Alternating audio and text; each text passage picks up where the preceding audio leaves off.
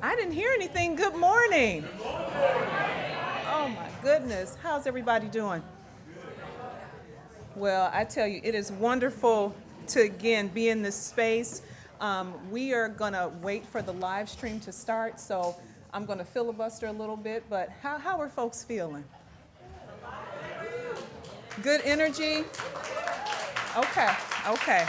Because we need that. We need that. So, again, we're good to go? Okay, all right. Well, good morning again. It is such an honor and a privilege to welcome you, folks in the room and in our live stream, to the first White House Environmental Justice Summit in action.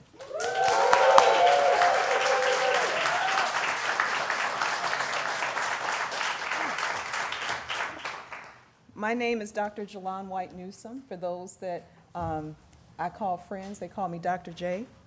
And I have the honor and privilege of serving as the first federal chief environmental justice officer at the White House Council on Environmental Quality.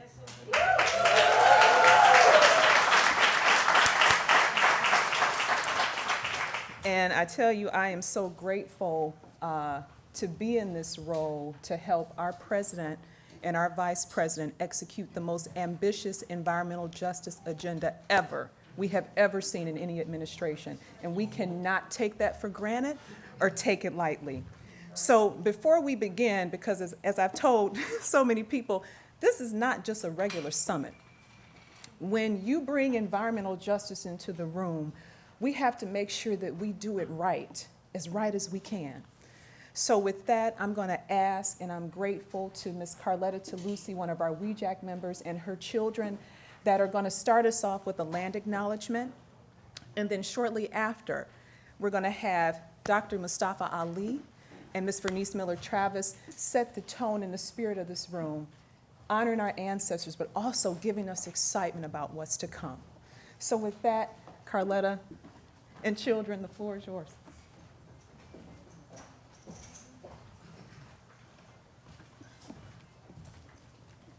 Kamija, Nyasivio, Carletta Toulouse, Iksijka, Hanka, Vanyabam, Wakichma.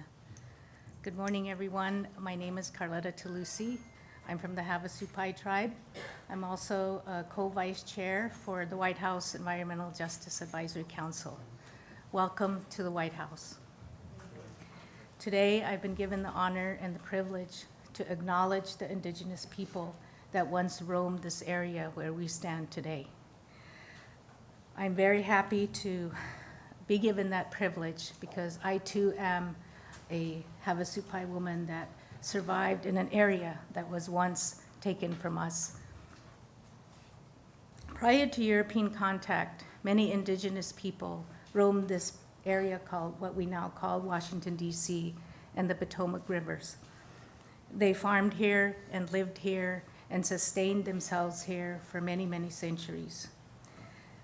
The tribes are the Naktak, the Anacostans, and the Piscataway Convoy people. We want to today take this time to ask their permission to be here on this land where they raised their families, sustained themselves through fishing, and living here for many, many years prior to European contact.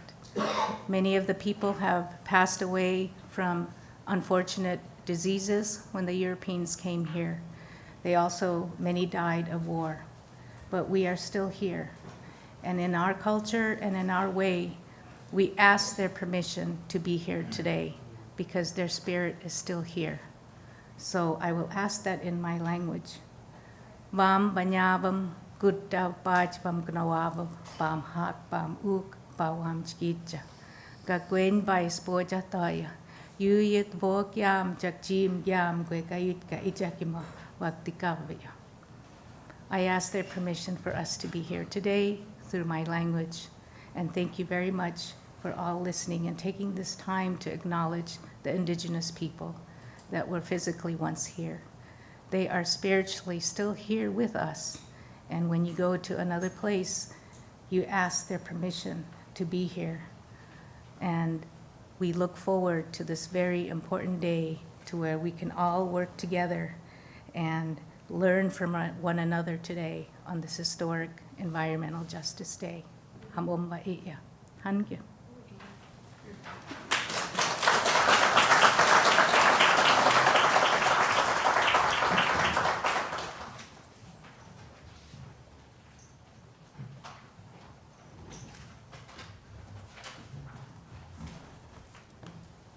Good morning, all. Do you want to go first? Okay. Jalan asked us to offer some remarks in lieu of the presence of Dr. Mildred McLean, who is caught up in one of those 800 cancellations from Delta Airlines and will not be able to join us. But we wanted to just bring some remarks and set some tone about the historic nature of this gathering.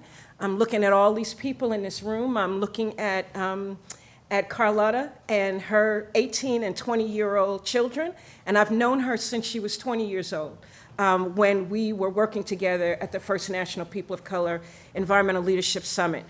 Back then, we extended an invitation to the EPA administrator and did not hear back, and so I personally was mad until I got a chance to talk to him in May to say that we forgive him for not coming to the First National People of Color Environmental Leadership Summit. But I just, in greeting so many of you this morning, I look in your eyes and I think about how far we have come, how much work we have done, how much debt has been paid, how much blood has been spilled, how much pain has been suffered, right?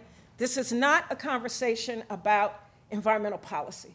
This is a conversation about people's lives, right? And people's ability to survive, and as Mustafa would say, to thrive, right?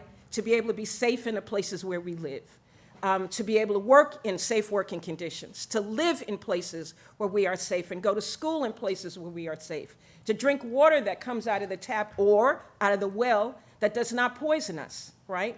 And we have had a partnership with this administration that has been unprecedented. And I use that word all the time, and I need to come up with a new word because I've so overused it. But it really is unprecedented, is it not? Yes. Not just the resources, but my favorite thing that this administration has done recently, and Brenda, I have to lift you and CEQ up for inserting environmental justice in the revised National Environmental Policy Act. Thank you, Jesus, okay? We don't have to debate with anybody anymore.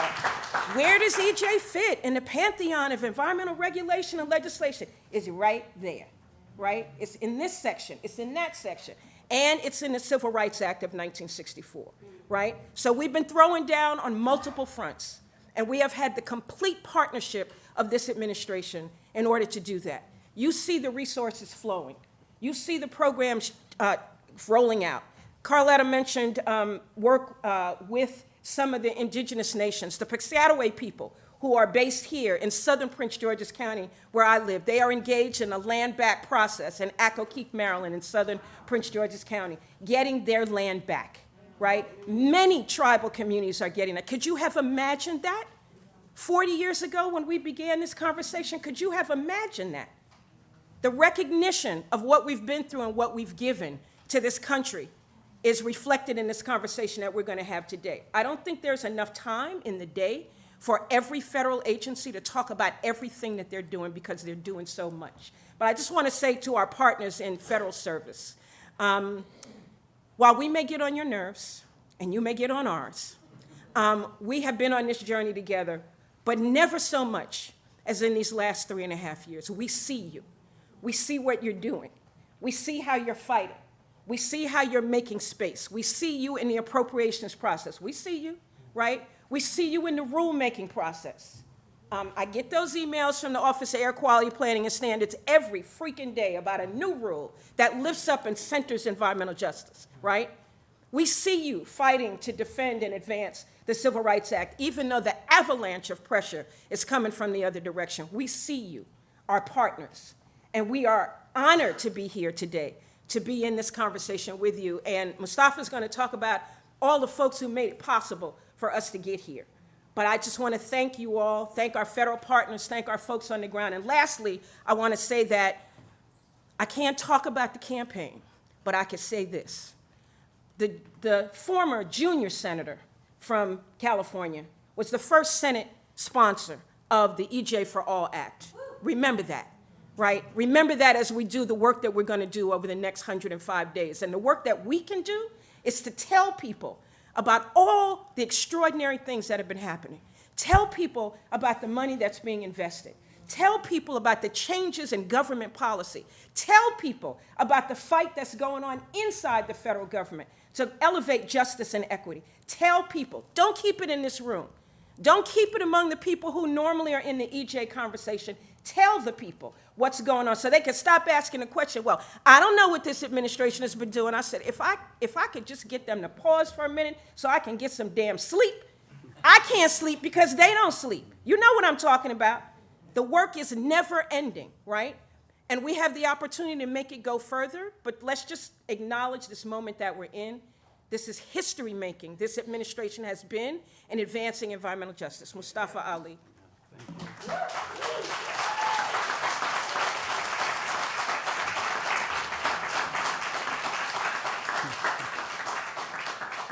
It's good to see everyone. Good morning.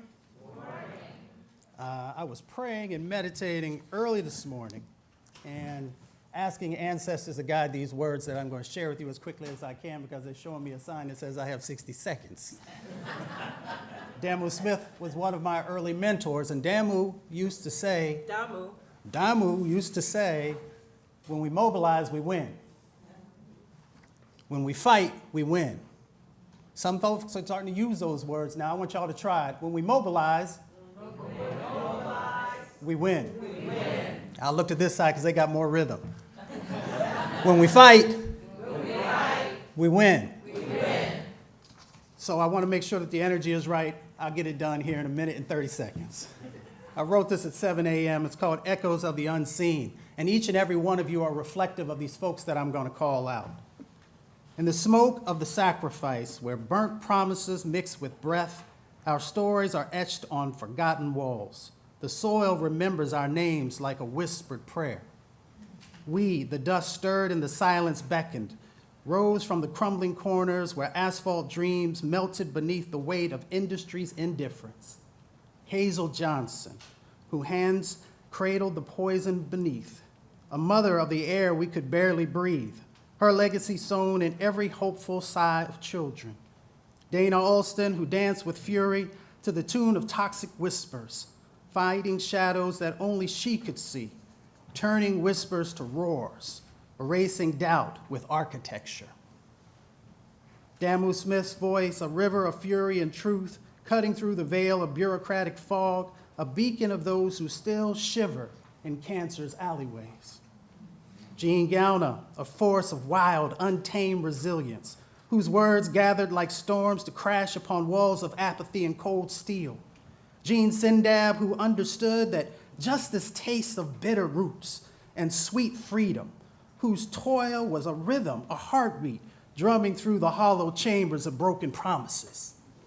Bunyan Bryant's eyes held the entire sky of struggle, who turned the winds of dissent into a hurricane of change, stirring the forgotten and educating the next generation.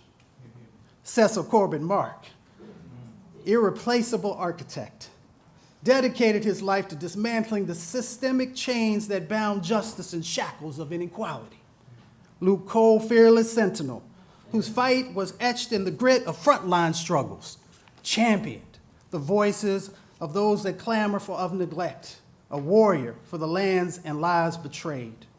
Connie Tucker, whose fire blazed the Black Panther roots to green, brought the strength of revolution's pulse to the environmental struggle reshaping destinies.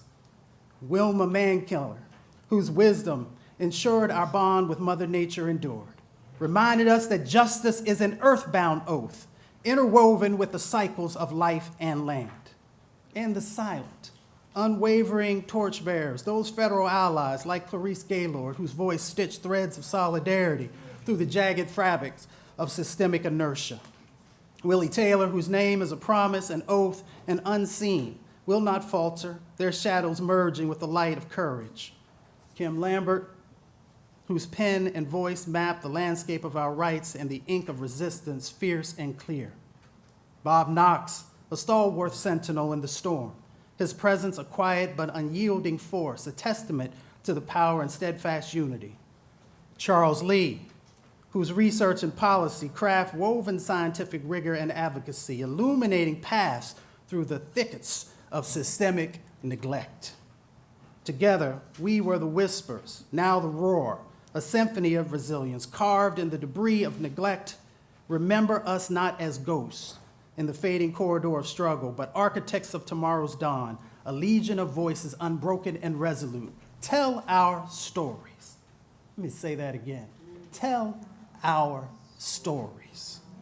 Each breath of resistance, each step toward justice, so that the future can know that we did not just survive. We fought, we loved, we triumphed. Echoes of the unseen.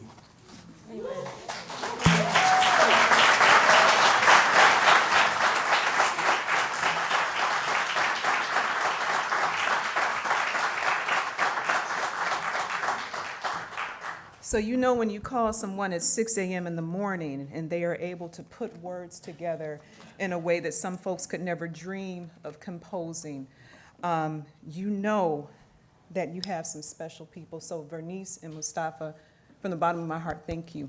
Thank you for bringing that into this room, into this space. Couldn't have done it better. I'm still trying to digest that. So, all right. Again, Carletta and children, Mustafa, Vernice, thank you for helping us set this tone. For the first time in history, we have a president and vice president, and I'm gonna say that again. For the first time in history, we have a president and a vice president who have made environmental justice a pillar in this administration. Thank you.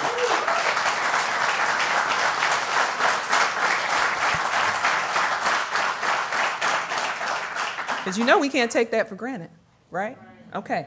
They have laid out an environmental justice agenda that has set the course for the whole government, not just one agency, the whole government, to confront and combat environmental injustices and inequities. They have backed that agenda up with dollars, resources, support. They have changed the White House and all of our federal partners to prioritize and operationalize environmental justice in all of our policies and practices and operations like never before. That is historical. So today's summit is a critical moment to reflect on, acknowledge, and celebrate the progress we have made in advancing this administration's environmental justice agenda. Knowing full well we have not made it to the promised land yet, but we are on our way. We are on our way. So again, in 1991, nearly 300 Black, Native, Latino, Pacific Islander, Asian American, and other activists gathered right here in DC to discuss the environmental injustices they were facing at the first National People of Color Environmental Summit. That summit brought together people embodying and celebrating self-determination and the leadership of communities of color. It redefined the meaning of environment.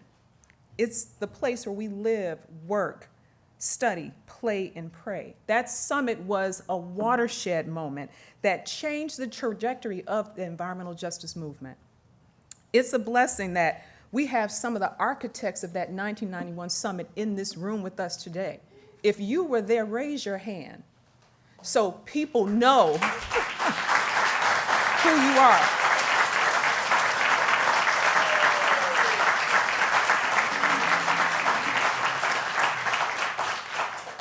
These voices led to the beginnings of EJ action within our federal government, including with President Clinton's executive order on environmental justice and the creation of the first Office of Environmental Justice in the Environmental Protection Agency. Now, thanks to President Biden and Vice President Harris, we are working with communities to update and strengthen the federal government's EJ policy. Last year, which I can't believe it's been a year, the President signed executive order revitalizing our nation's commitment to environmental justice for all, EO 14096 for the nerds in the room. And that EO, again, created the first Office of Environmental Justice at the Council on Environmental Quality. And again, under this administration, we are working hard to make sure that the spirit and the principles of environmental justice seep into all of our federal agencies. And so, again, this summit brings us together to reflect on these early foundations and this administration's leadership. And when I think about the importance of celebrating our collective agency as people, community members, scholars, government folks, advocates, we are here to catalyze further action, again, to advance this whole of government as well as a whole of society approach to environmental justice. So I will tell you, whether you're in the room or virtual, sit back, relax, grab a pen and a paper, be prepared to learn, to be inspired as we hear from some administrative officials, as well as on-the-ground leaders that are going to tell their story. And so with that, as we continue to work towards bending this arc towards justice, I am so honored to introduce my boss, Chair Brenda Mallory of the White House Council on Environmental Quality. Again, that's CEQ. And I would just tell you one thing, Chair Mallory took my call last night, almost a couple minutes before midnight. And I will just say, she has an extensive legal career in environmental protection. She's done a lot of great work. But as a person and a true champion of environmental justice, she is no better than anyone. So again, Chair Mallory, the floor is yours.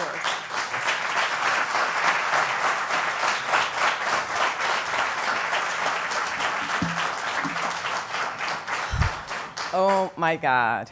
I will just say that those opening remarks, the acknowledgement of land, Jelon has done a fabulous job of figuring out how to kick us off, and as she said, make this a different kind of event than we often have in these walls. So I'm just so grateful for all of you. I'm grateful. I always love to stand up here and look across the room and just see what it looks like. Such an honor to be here and a privilege to be here. We are so fortunate to have Jelon where she is right now, because, yes, applaud it. Because the spirit, the collection of experience and talents that she brings to this role are absolutely right for the moment. So I'm so grateful to have her as the leader of the Environmental Justice Office, first federal chief environmental justice officer here at CEQ. And I will say this event, which has been, it feels like the entire 3.5 years in the making. I feel like we've been talking about at some point that we were going to have a summit, but anyway, it certainly has been many weeks and months in the making, and I think you will find that it was well worth the wait. I got to start off by doing a few thank yous, beginning first with Dr. J, the entire EJ team. Could we please just raise your hand if you're on the EJ team?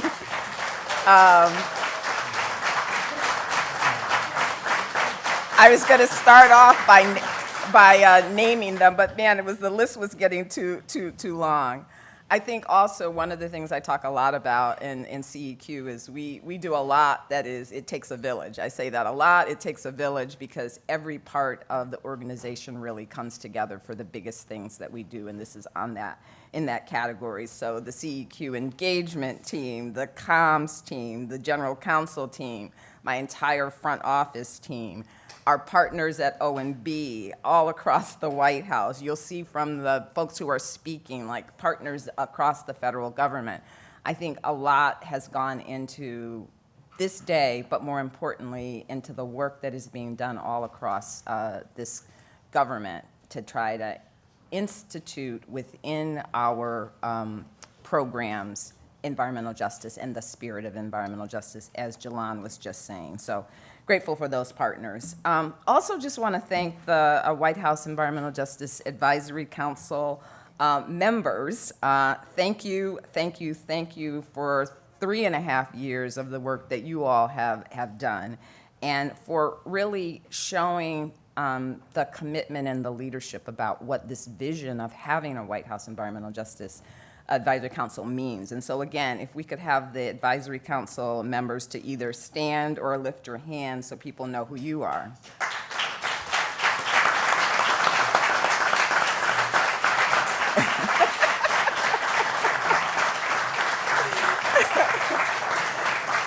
Thank you so much. Thank you to have so many of you here. It's just such an honor to be in the same room with you. And as I look across the room and see really this sort of diverse and intergenerational movement of people who are devoted to ensuring that their communities have access to clean air, clean water, and healthy environments, we would not be here today without your countless efforts and those of many others to create a program and a sense of what we should be fighting for that allowed this president and this vice president to kind of use those as models for what the program had to look like. And so I just want to lift up that work, that spirit that got us to the point where there was an opportunity for a president like Joe Biden to be able to actually lean into relationships that he built throughout the campaign and then instituted immediately upon arrival in office. And I know that those who made it their life's work to advocate for communities that have been left behind are often overlooked. And I just want to say, as Vernice said, we see you too. I mean, you see us, but we see you, and we are so grateful for what we see when we look out. Communities that have borne the burdens of poisonous air, contaminated water, and unhealthy environments need our support, our efforts, the work that we are doing. And I think it's such an honor to have a chance at this time to be able to play a small role in trying to move our efforts forward to do the right thing, do the right thing. For many decades, elders and leaders in the environmental justice movement charted the path, laying the groundwork that we are actually trying to lift up and advance in a significant way.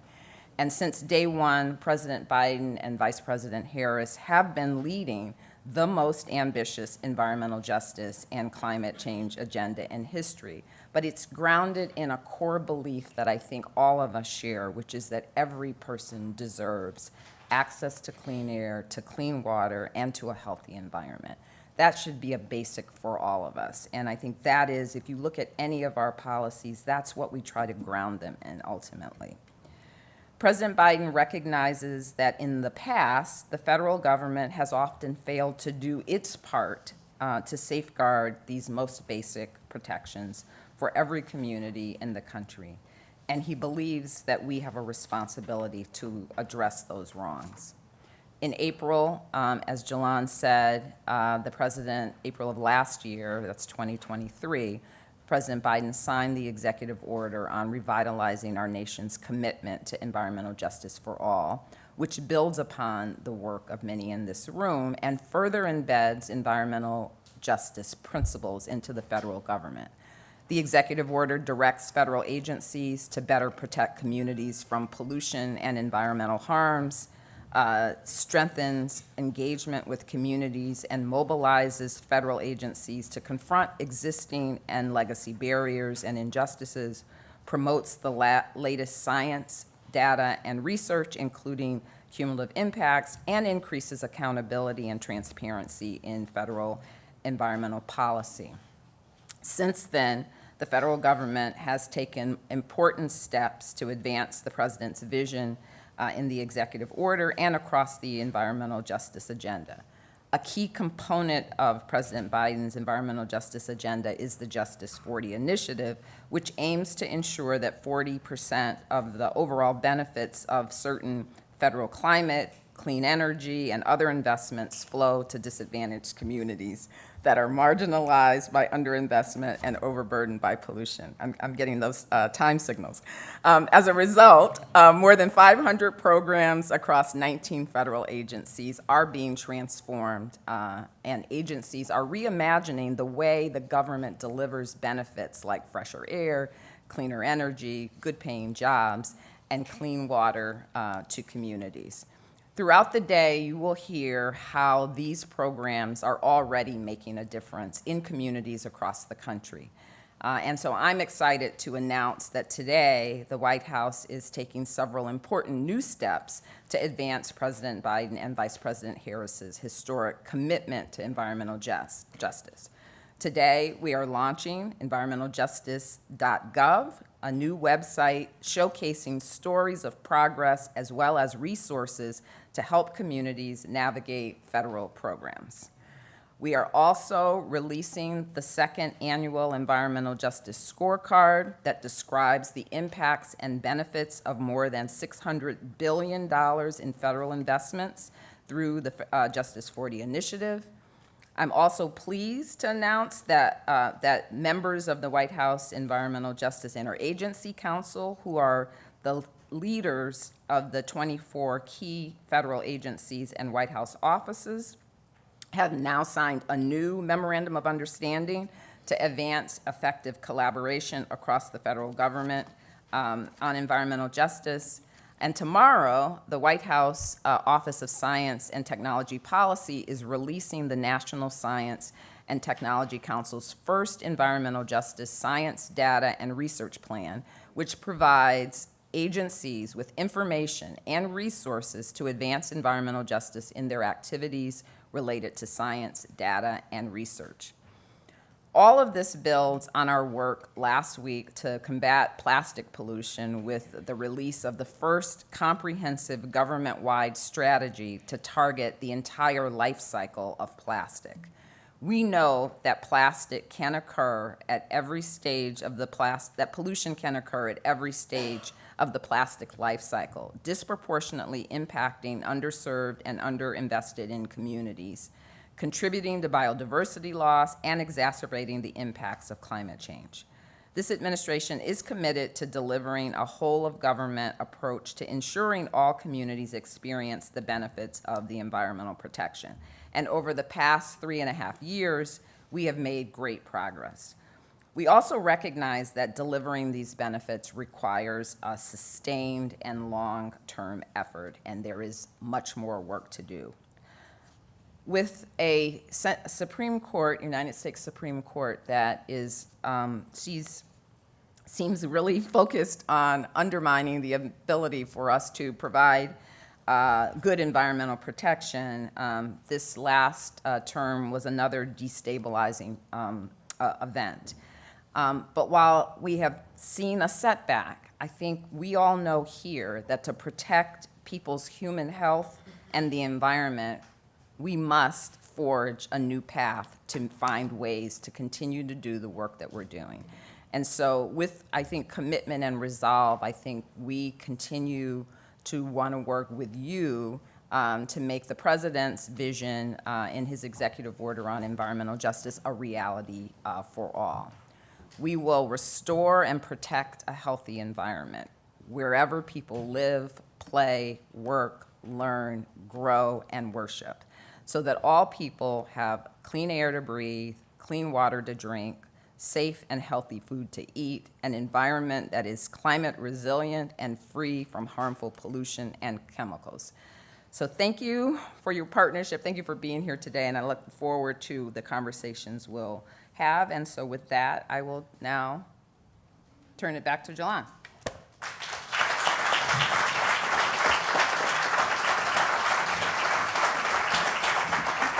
Thank you, Chair Mallory. I was waiting for some screams, you know, from those announcements. Did y'all hear what she said?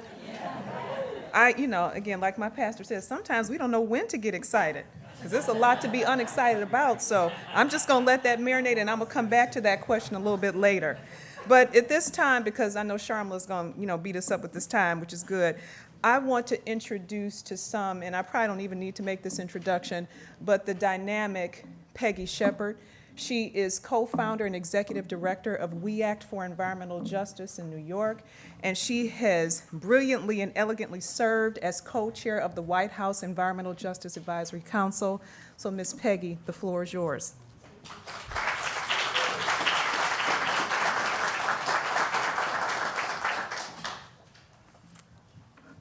Well, good morning, everyone. Can you all really believe that we're actually here at something called the White House Summit on Environmental Justice? When has that ever happened?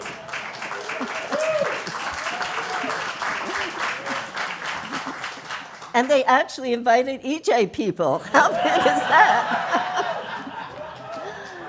Okay, so we've actually come a long way, but we know we've got a strong vision for where we need to go. And you know, the past 3 years of the Biden-Harris administration, they've been critical, they've been amazing for the environmental justice movement and for the communities that depend on our advocacy, our organizing, and our financial support.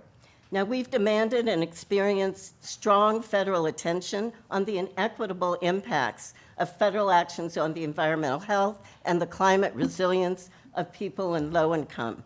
But you know, we need to reach new milestones in our work to safeguard our communities and to address the unequal impacts of climate change. Now, an important milestone was achieved 30 years ago when we celebrated President Clinton's Executive Order 12898, Federal Actions to Address Environmental Justice in Minority Populations and Low-Income Populations. Now, that was a milestone moment for the movement, but it was the first time our government actually acknowledged the disparity of pollution and other environmental hazards that our communities have been subjected to for generations. Now, the intention was good. It catalyzed federal engagement at the NIHS and the DOT, but it fell short on regulation and funding support. But an important watershed moment arrived nearly 27 years later when President Biden signed Executive Order 14008, shortly after taking office in his first 100 days. Now, this was designed to tackle the climate crisis with a whole-of-government approach that centered justice and included the landmark Justice 40 initiative and establishment of the WEJAC, which I have had the honor of co-chairing with the incomparable Richard Moore, the leader of the avant-garde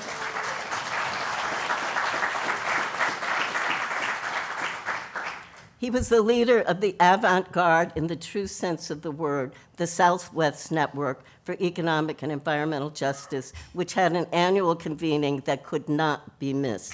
Thank you so much, Richard Moore, for your leadership. But you know, the Northeast, where I'm from, continues to provide leadership in that New York's Climate Leadership and Community Protection Act was an important model for the Justice 40 initiative, which set a goal of 40% of the benefits of federal investments in clean energy distributed to disadvantaged communities that are marginalized, underserved, overburdened by pollution, what we know as EJ communities. And I see Elizabeth Yampier here, who's a part of that CLCPA, one of my colleagues from New York. So thank you, Elizabeth, for your leadership. But having established a framework for government-wide action on environmental justice, President Biden went on to issue another executive order, 14096, last April, directing the federal government to build upon and strengthen its commitment to deliver environmental justice to all communities across the country through an approach that's informed by scientific research, high-quality data, and meaningful federal engagement with environmental justice concerns. And the Biden-Harris administration certainly delivered on the investments promised with the Inflation Reduction Act and the bipartisan infrastructure law, providing hundreds of billions of dollars in investments in at-risk communities. And thanks to Justice 40, we can help address decades of neglect and disinvestment in our communities while helping to transition them to renewable energy, reducing legacy pollution, mitigating the impacts of climate change, and creating good green jobs. Now, many of us here have provided leadership to the NEJAC, actually established under Bill Riley and the Bush administration. However, the establishment of the WEJAC marked the first time that a presidential advisory body had been tasked with providing recommendations broadly to the federal government on environmental justice. And I'm happy to report that the president has announced the appointment of 12 new members, some of which I believe are here, to the WEJAC Advisory Council, which gives our communities even greater access and representation. Clearly, we've come a long way. We have many goals to achieve. We can do that with an ethical, innovative, and effective administration that sees us as partners in achieving healthy communities. Now, as Dolly Burwell from Warren County said to me, I think it's going to take trust between communities and government to be able to achieve environmental justice. We know she's correct because so many of us here have dedicated our lives to this work. We've answered the call, the screams from our communities. We've worked to achieve and build that trust. And in this moment, we're in uncharted waters, which means this can be a time of opportunity or disaster. But regardless of political outcomes, we will have to come together fiercely, as we know how to do, and to fight for the lives of our communities, both here and abroad. So thank you all for being here, because we've got a big fight still ahead of us. And one of the people who are going to help us in that fight is Administrator Michael Regan. I would like to introduce Administrator Regan, who's the 16th administrator of the EPA, the first African-American man to lead the EPA, an HBCU graduate like myself. Regan grew up, here, okay. Mr. HBCU Bob Bullard, okay. Yes, he developed an appreciation for the environment while hunting and fishing with his father and grandfather. We're happy he chose to follow in their footsteps, dedicating himself to a life of public service. As an administrator, he's been accessible and visible as he leads the agency in its efforts to tackle climate change and advance environmental justice and ensure that all of us have clean air to breathe, clean water to drink, and the opportunity to lead a healthy life. Before becoming administrator, he previously served as the secretary of the North Carolina Department of Environmental Quality. And you know, recently I spoke to Dolly Burwell, the lead organizer of the 1982 Warren County protest of a PCB dump in Afton, North Carolina, and she was so grateful for the presence of Administrator Regan at the 40th anniversary of the EJ movement in North Carolina. It's an iconic site that some consider to be the birthplace and the catalyst for the EJ movement. So thank you to Administrator Regan. Please give him a warm welcome.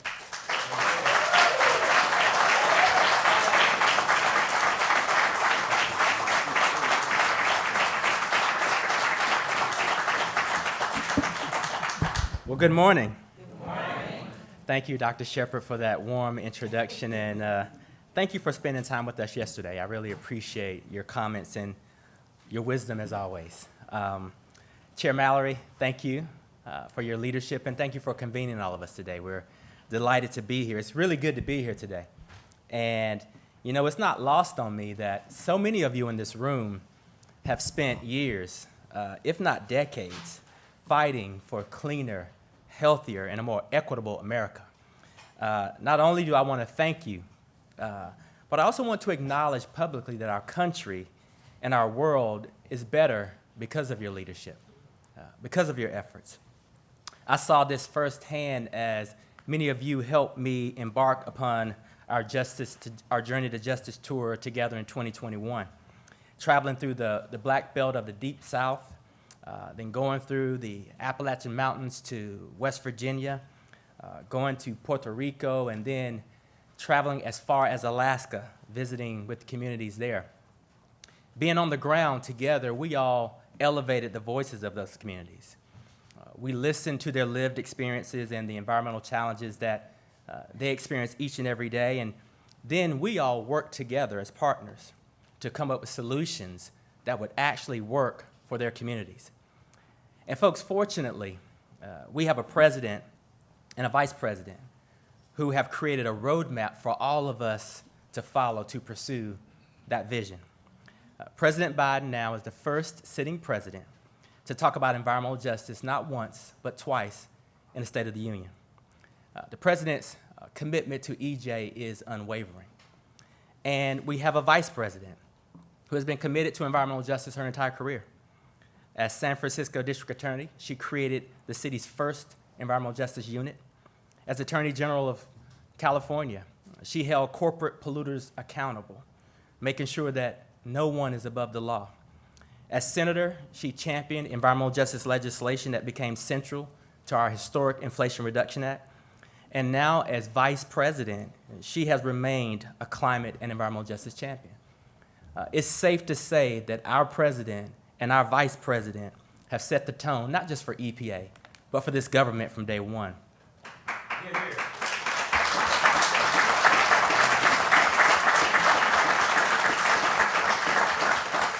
And listen, I for one stand before you proudly to say with confidence and humility that I believe we are delivering on their mandate. And we have no intention of slowing down. Through all of our work, we put the health and prosperity of communities and people first. And just take a look at the last year. In response to the conditions that we saw on the ground in Cancer Alley during our first leg of the Journey to Justice tour, EPA has issued a rule that will slash cancer-causing pollution and reduce elevated cancer risk by 96%.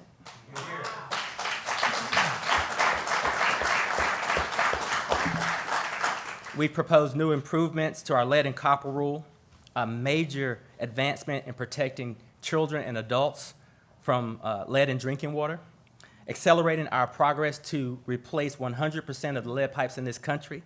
That's something that the president has said we would do, and we're on course to do that. We all know that that's disproportionately impacting our black and brown communities.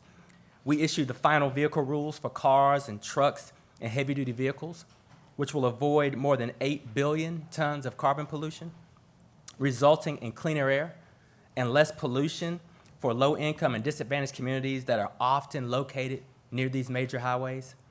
And in April, we announced a suite of rules reducing pollution from coal and natural gas plants. Folks, we all know that 70% of the nation's coal and natural gas plants are located in communities of color or low-income communities, making their health impacts and outcomes disproportionately worse. That's unacceptable, and we've taken action. We've also recently finalized a rule to reduce methane emissions and other harmful air pollutants, because we know that sharp cuts in methane are among the most critical actions that the United States can take in the short term to reduce climate change. But listen, we also know that those harmful VOC pollutants that are coming from these methane facilities are choking our communities. Ultimately, we will reduce 58 million tons of methane pollution over the next 15 years, but we have not forgotten to ground our regulations in not just the pursuit of the climate crisis, but also public health and the disproportionate impact choking our communities. So let me say without pause, throughout all of our work, I think the record reflects that we have at EPA and the Biden-Harris administration across the board have put communities first. For years, communities and environmental justice leaders have advocated for a partnership with their government to help build capacity from the ground up. I think you all know that EPA's Thriving Communities Technical Assistance Centers will do just that, working with over 160 partners who will receive at least $10 million apiece, providing technical assistance, training, and capacity building support. And last year, we announced $600 million in funding for grant makers across the country who will distribute these critical federal resources to the communities that need them the most, that have the best solutions ready to go. And through all of our environmental justice work, it's important for you all to understand that EPA is letting the communities lead the way. Last year, we announced approximately $2 billion, that's billion with a B, of funding available to communities through EPA's Community Change Grants, the single largest investment in environmental justice history. Yes. These grants will support local projects that deploy clean energy, reduce pollution, strengthen climate resilience, and build capacity to help our communities tackle their unique and persistent environmental justice challenges. And I'm excited to say very soon we'll announce that first group of winners. But there's a unique aspect of this grant process. It's a rolling grant competition. And so monthly, we'll be announcing recipients that will receive dollars to invest in their communities. Applications for the program are open through November 21st, 2024, so please get your application in. So listen, I'm gonna wrap it up by saying I challenge you all to keep raising your voices, and keep holding us accountable.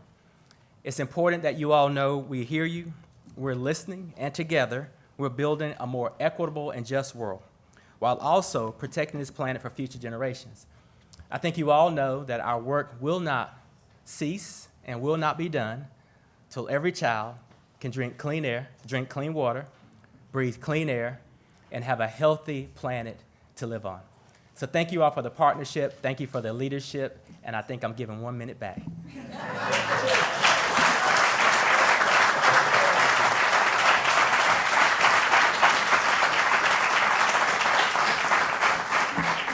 Thank you, Administrator Regan, for your leadership, and I think folks perked up when you said that was a continual, process rolling. So y'all got that date? What's that date again? November? Oh, well, y'all know what's the date? All right, you've done your job. Yeah, I know. Thank you, sir. All right, you all okay? Okay, all right, we're going to keep on rolling. So now I have the honor of introducing Mr. Ali Zaidi, who, again, is our assistant to the president and national climate advisor and such a key advisor in support of our environmental justice work. So Ali, the floor is yours.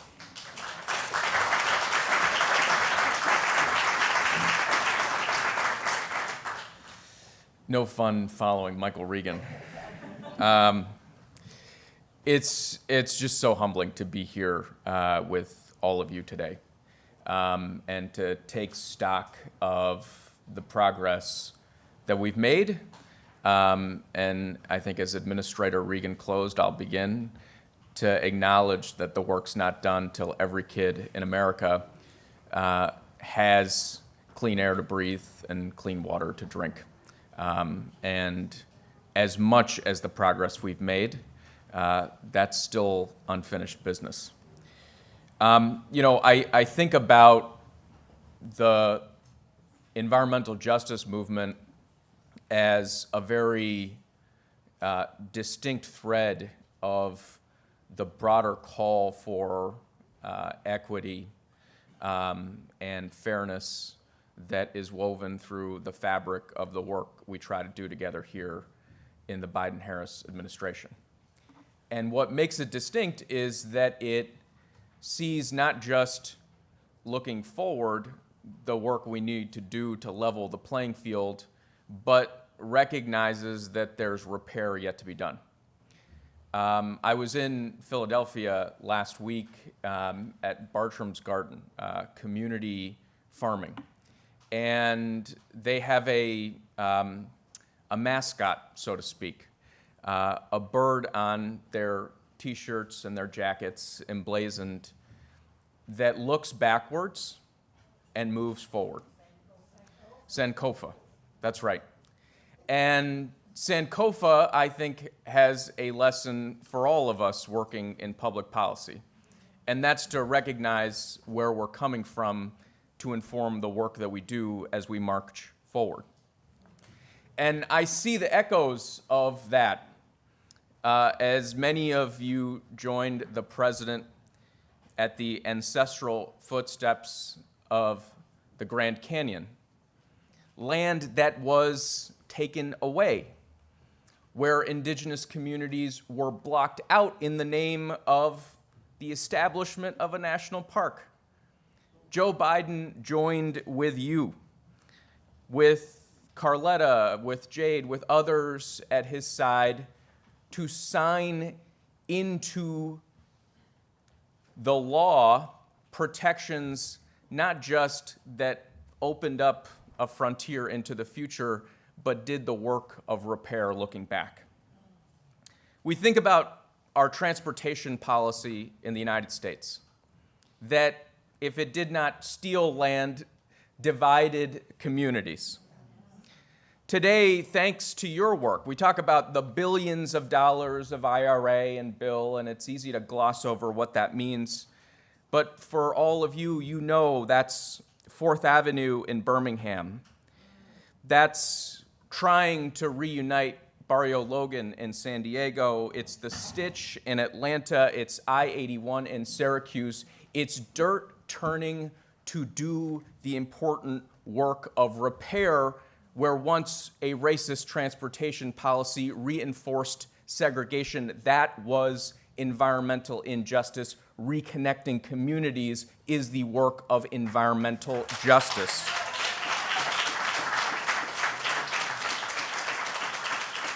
We have communities across the country where it is literally hotter today because of a racist housing policy. Redline communities, literally hotter today. We plant trees in those communities, 385 projects from Oakland, California to Hartford, Connecticut, to cool the places we heated up. You got Acting Secretary Todman investing not just in the resilience of all housing, but also with particular attention to public housing in Chicago, announcing the progress of implementing the Inflation Reduction Act. When we invest the $50 billion in water, we recognize that there are rural water systems because of Catherine Flowers and others who have lifted up the import of places left out and left behind. And when we go after the lead pipes, it's not just the places ABC and CNN have showed up. It's got to be lead pipes out of the water every single place. So I'm way over time. But I just feel so fired up about the progress we've made. I think about Tom helping us think through capping wells and sealing those mines left behind by companies who declared bankruptcy and left the communities holding the bag. I think about Mark Magana walking into the Oval Office, having guaranteed access to green space in Los Angeles to communities that had been denied it. Dr. Robinson and our partners at the AFL-CIO who have helped work with Teresa at DOL to make sure we are putting forward the first extreme heat standard. Jerome Foster, who made sure he wasn't the only young person in town and at the table who helped us architect the American Climate Corps, which is recruiting from the communities it is meant to serve. Latricia Adams, I met with yesterday as we try to make progress in the Tennessee Valley, a place where there's unprecedented build-out of fossil infrastructure. We've got to make sure we deliver clean energy. Beverly Wright, who made sure that Joe Biden was the first president who called out Cancer Alley, and all of you who worked with Michael Regan to make sure it's no longer that way. That's the kind of progress we need to make, and it's in all of the places you could possibly imagine. Susan, working with you. Direct pay sounds like this weird thing in the tax code. It's the reason our communities are going to deliver clean power in houses of worship. There's so much progress, and it's happening. Just think about yesterday. Administrator Guzman working with the SBA to deliver green lending and opportunity to communities that have been left out of clean finance. It's just profound, the progress. But here's the deal. We still have a long ways to go to clean up that soot and smog. We have a long ways to go to end the scourge of diesel pollution in our communities. We've got to make dirty peakers obsolete. We've got to get the lead out, not just of the water, but out of our paint, out of our housing. Peggy reminds me of that all the time. We have to make sure we breathe meaning into the Dubai Consensus, which says all y'all who showed up to the COP last year, that we turn that into reality. We've got to open that green door wide open for everybody wanting to get into a clean energy job. And as much action as we take, we've got to be reminded that it's only as good as the accountability on the back end. I think of Peggy, I think of Bob, I think of Richard, so many who have counseled us in making sure cumulative impacts is not just a concept, it is the backstop and the insurance policy to make sure that we don't dig a deeper hole as we do the important work of repair. Joe Biden, Kamala Harris have been your partner. There's a lot of work left to do. There's very little time left for me to speak. I am so very grateful to you and for your partnership. Thank you so much for being the inspiration.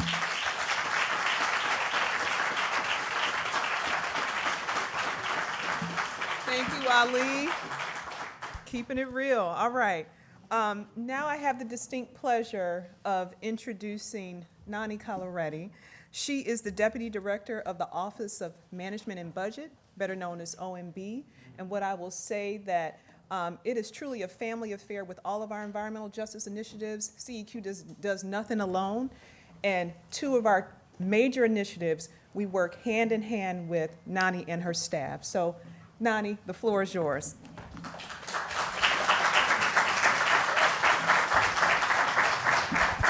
Thank you, Dr. J. I can call you that, and we're in a room of friends. It is such an honor to be here today. Thank you for including us. We have been working hand in hand, and I'm just going to talk a little bit about our work because I also know time is short and we are running over.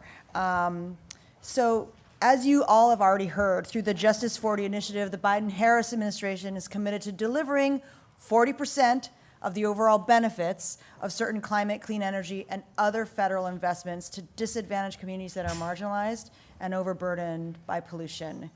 At the Office of Management and Budget, we have been working around the clock with CEQ in partnership with federal agencies and others in the federal family to make this a reality.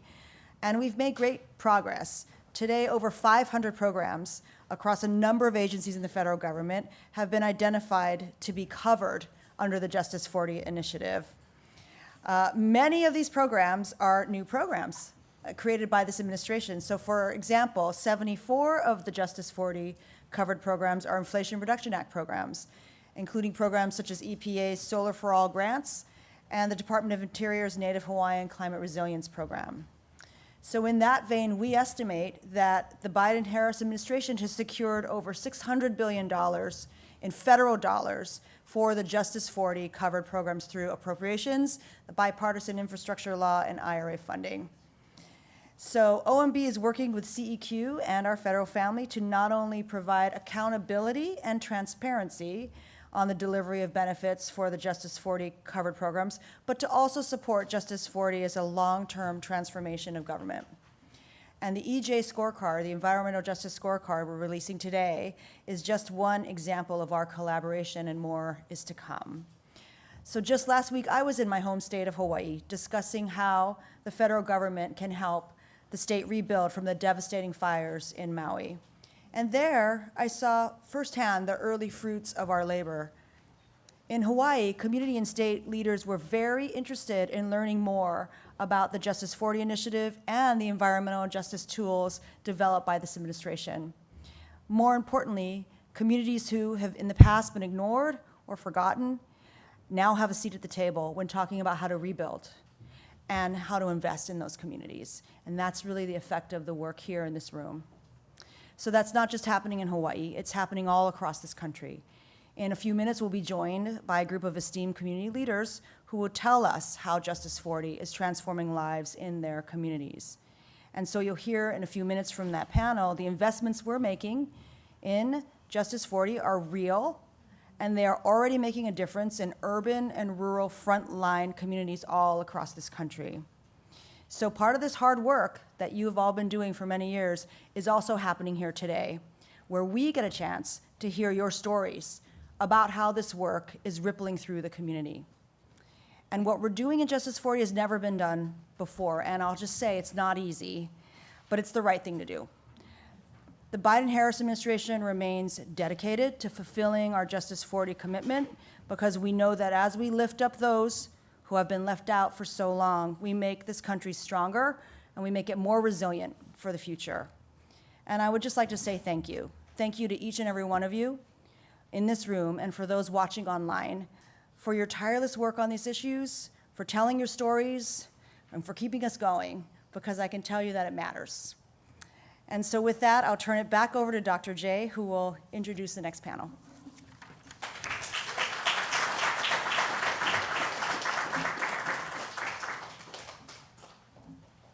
Thank you, Nani. All right, can I have Brother Harold Mitchell to the front in the first panel? I am so excited for us to move into the space where we are going to hear from community. And so he's going to moderate our first panel, Investing in America, Justice 40 in Action. Harold Mitchell is a member of the White House Environmental Justice Advisory Council. He is also the executive director of the Regenesis Institute in South Carolina. So Harold, the floor is yours. Thank you, ma'am. And I will, because of time, I will go ahead and call our panelists to come on up and join me. Keith Baker, Reconnect Rondo, St. Paul, Minnesota. Governor Stephen Roe Lewis, Gila River, Indian Community, Arizona. Bridget Murray, Achieving Community Tasks Successfully, ACTS, Houston, Texas. And Abel Alaviv from Prince George County, Maryland.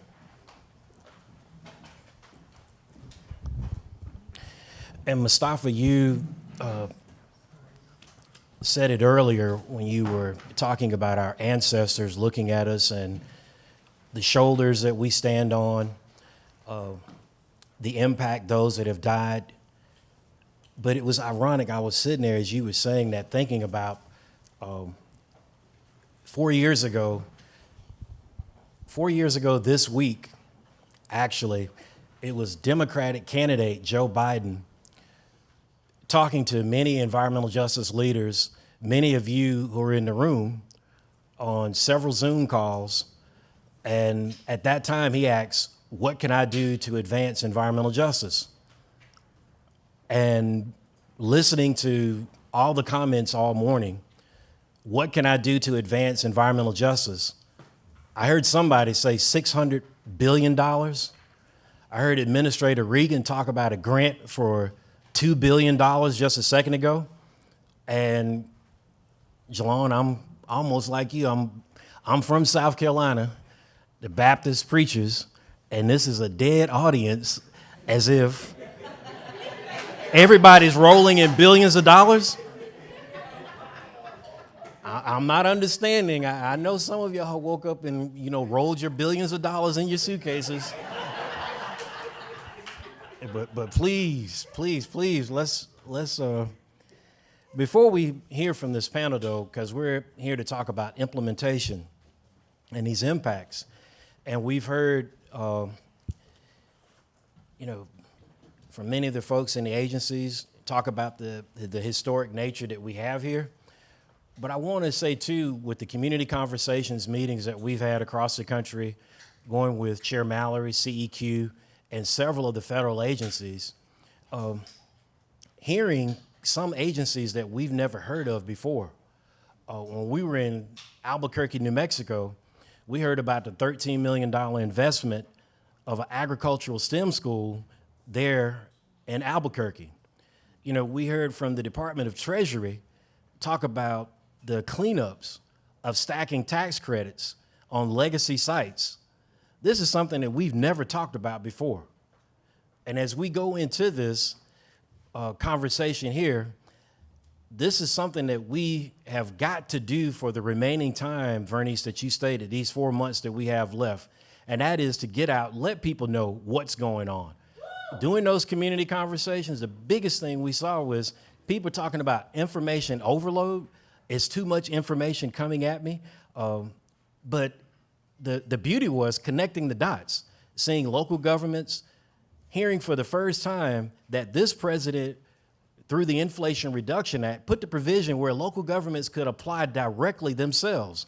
This is where you saw the impact, not only in Jackson, but in Alabama, when you look at the lead poisoning in the drinking water. That's something that went on for, Dr. Bullard, for decades, I know, talking about, how many? Forever.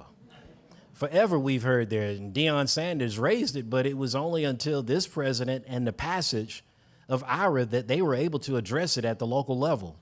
So what we want to do is, I want the members of the WEJAC, I know you've raised your hand already, and I'm keeping my time, but could you stand? Because one of the things that President Biden, when he was talking with us, could you stand, those on the WEJAC? WEJAC members, you can raise your hand, Richard.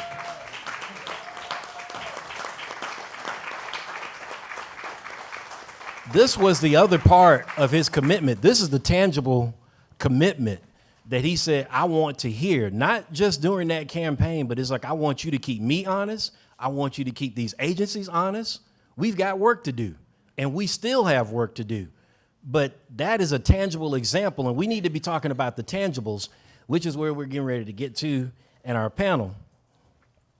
And we're going to start with you, Dr. Baker. And sorry for, you get the title doctor when you're in the White House. Yeah, I guess. Yes, sir.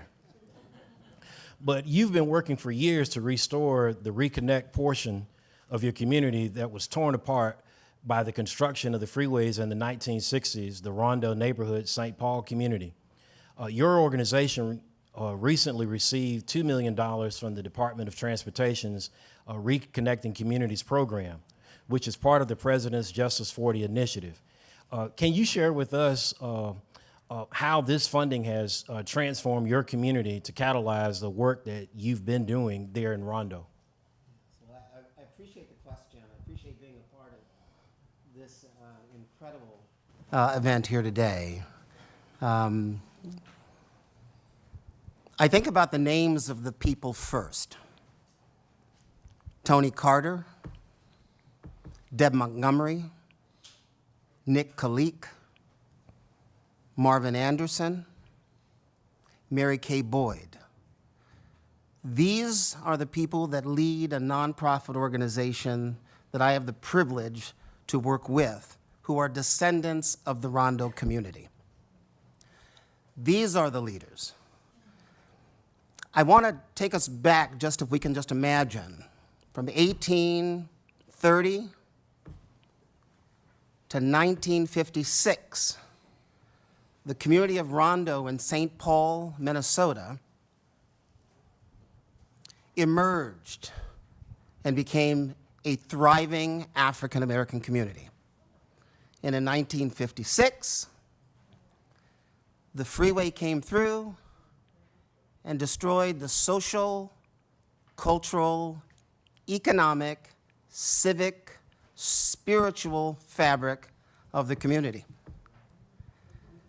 This is Detroit, this is New Orleans, this is Portland, this is Miami. We're now understanding the story. The reason why I start there is because the journey didn't begin with Reconnect Rondo in 2017 at its founding.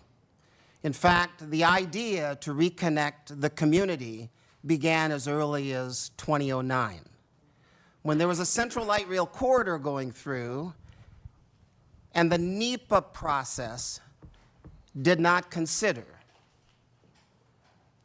sufficiently the experience and the history of African Americans for 170 years.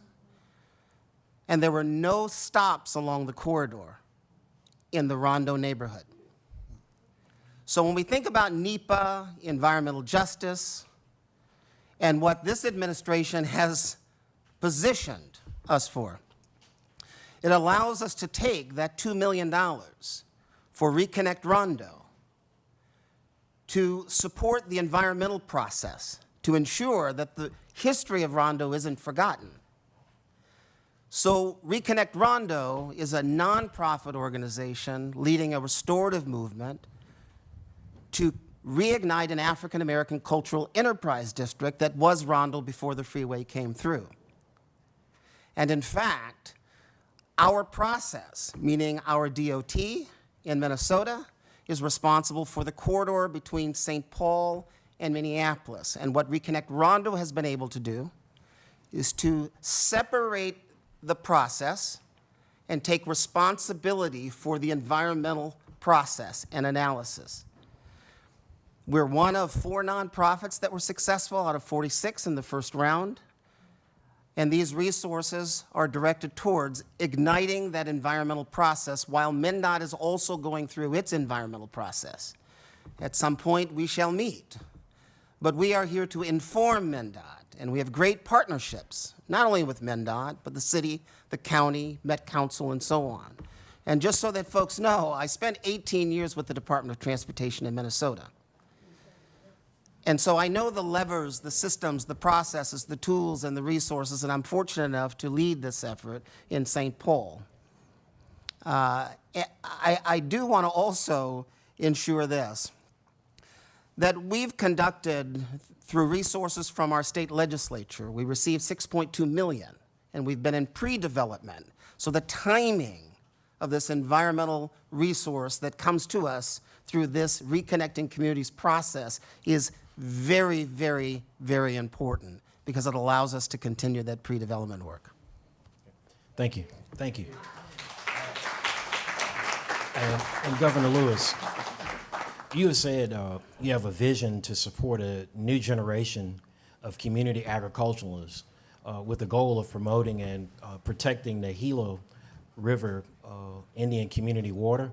Tell us about the impact solar over the canal project and the partnership between the Bureau of Reclamation and the Gila River Indian community with a $6 million Biden and Harris administration funding that covered through Justice 40 in your community.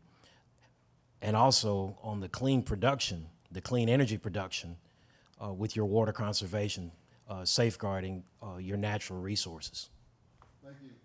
Kuksialik, Anya Anapchugat, Governor Stephen R. Lewis, Amjit, Sakaton Guuki, the Gila River Indian community. It's an honor to be here.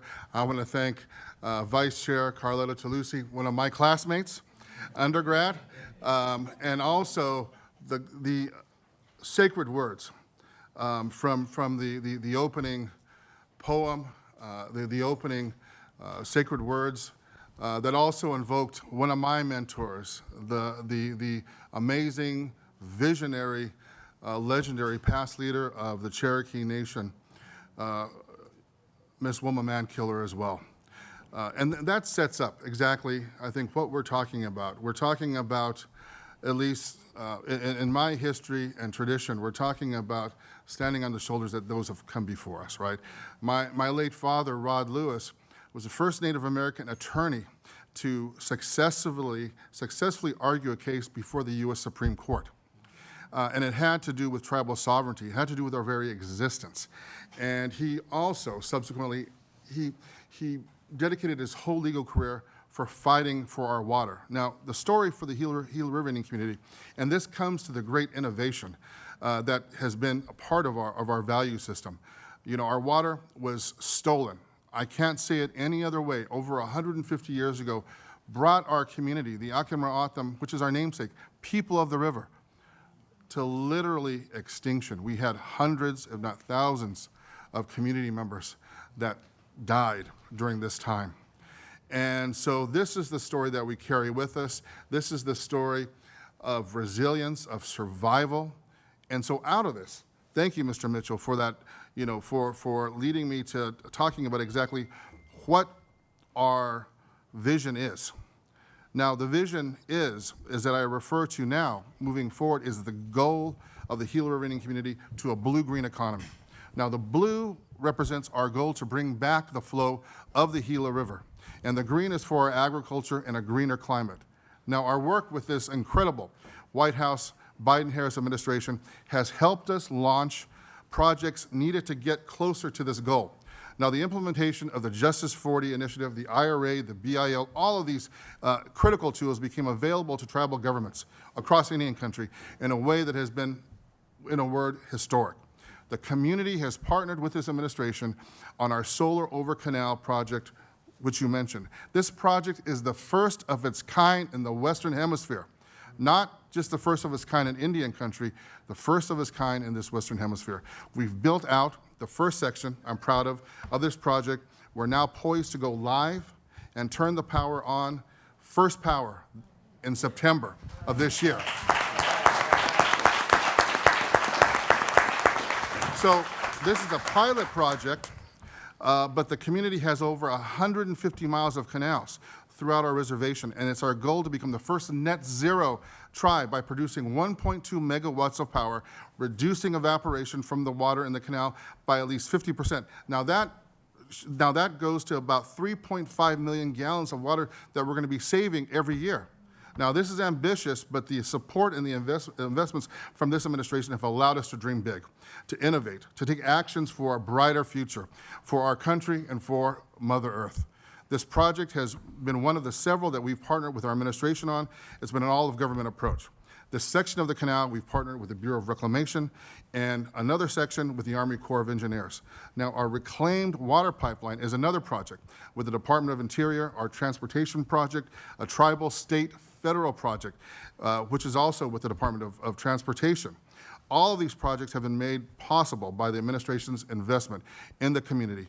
That's the significant infrastructure revitalization needs. And this Justice 40 initiative has provided the education and incentives needed across the government to help us achieve these long-term results. And this comes from the top. I saw our Vice President Harris, when she arrived in Arizona, had a few minutes just to tell her about our solar project. That led to an invitation to her Vice President's Earth Day event, meetings in the White House, her staff, and ultimately the Vice President coming to our community and visiting 2 infrastructure sites, including our reclaimed water pipeline. It was 115 degrees when she came out in July. She didn't even shrug it. She shrugged that off. But the commitment is evident. I think we all see this, of this administration, of the Biden-Harris administration. We know the positive impacts that accrue the entire community in the state. We look forward to continually working with this White House and this administration. Thank you. Woo! Okay.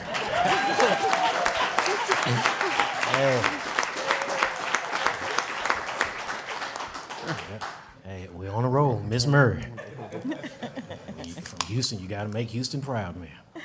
Your work is focused on improving community health. And can you tell us about the $500,000 in funding that ACTS received through EPA's grant on community air monitoring and how it has impacted your organization and the work that you're doing in the community of Houston?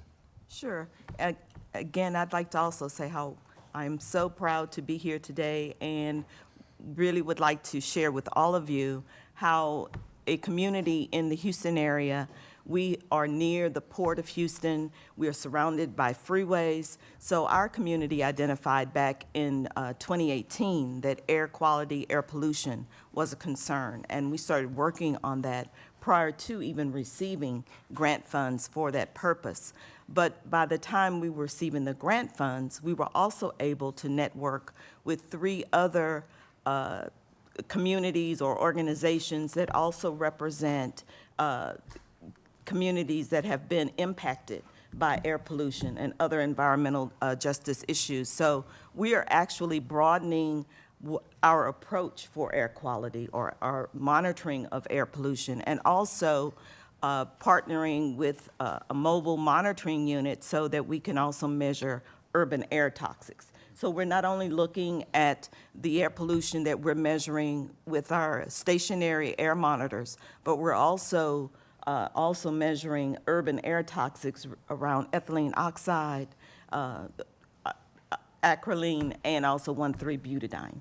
So these are the kinds of projects that we've actually started in our community to be able to address some of the pollution concerns that we have, knowing that we live in a state where cumulative impact is not considered, and how we know that our communities, and all of these communities are majority minority, and how we have been impacted by these health effects of the various air toxins that we're exposed to.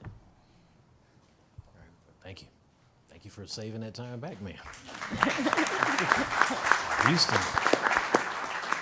Dr. Wright, that's one of those hub examples. Good leadership. And lastly, we'll have Dr. Olivio. Your organization has received funding from USDA's Urban and Community Forestry Program, a Justice 40 program where 100% of the grants went to communities in all 50 states DC identified as disadvantaged by the Climate and Economic Justice Screening Tool to not only plant trees to address heat, but also to build a workforce and train the next generation. Could you tell us about your project? Yes, thank you. I also appreciate the honorary doctor, but I'm not a doctor, as I claim to be. Thank you, everyone, for being here and for this opportunity to share about the work that we do. My name is Abel Olivo. I'm the Executive Director for Defensores de la Cuenca, which means watershed defenders. We work to engage Latinos and Spanish speakers in watershed-related issues by creating opportunities to have positive connections in nature. We share information about the benefits. We invite them to participate in our program. And we, as you are correctly stated, one of the recipients for the IRA USDA funding. We are the only Latino-led and Latino-focused organization east of the Mississippi to be a direct recipient.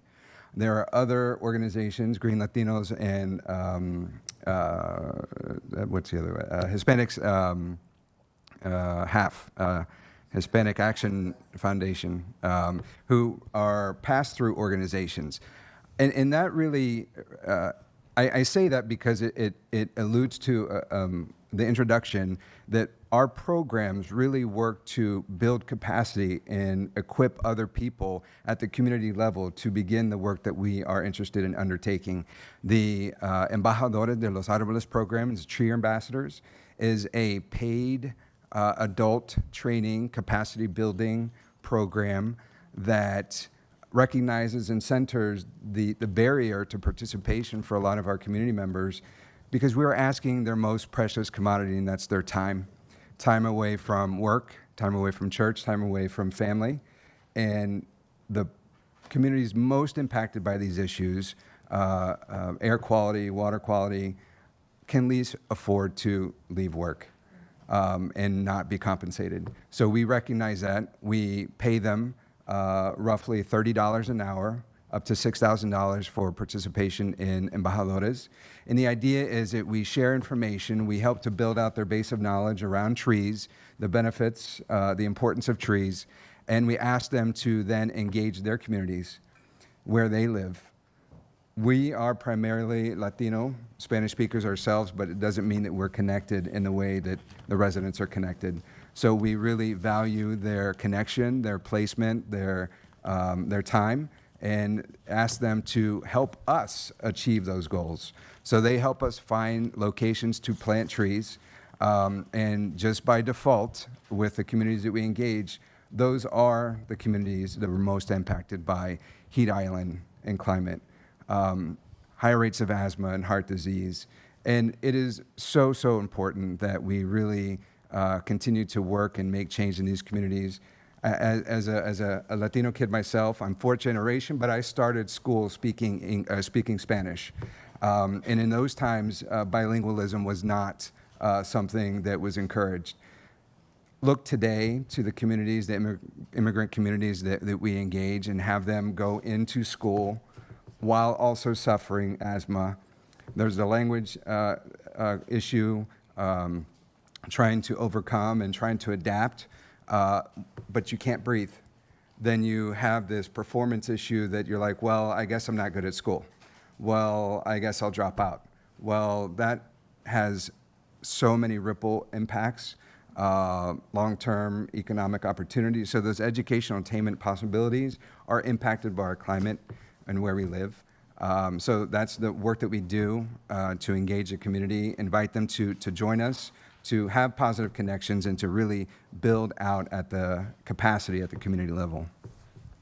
And thank you for that. And as a follow-up,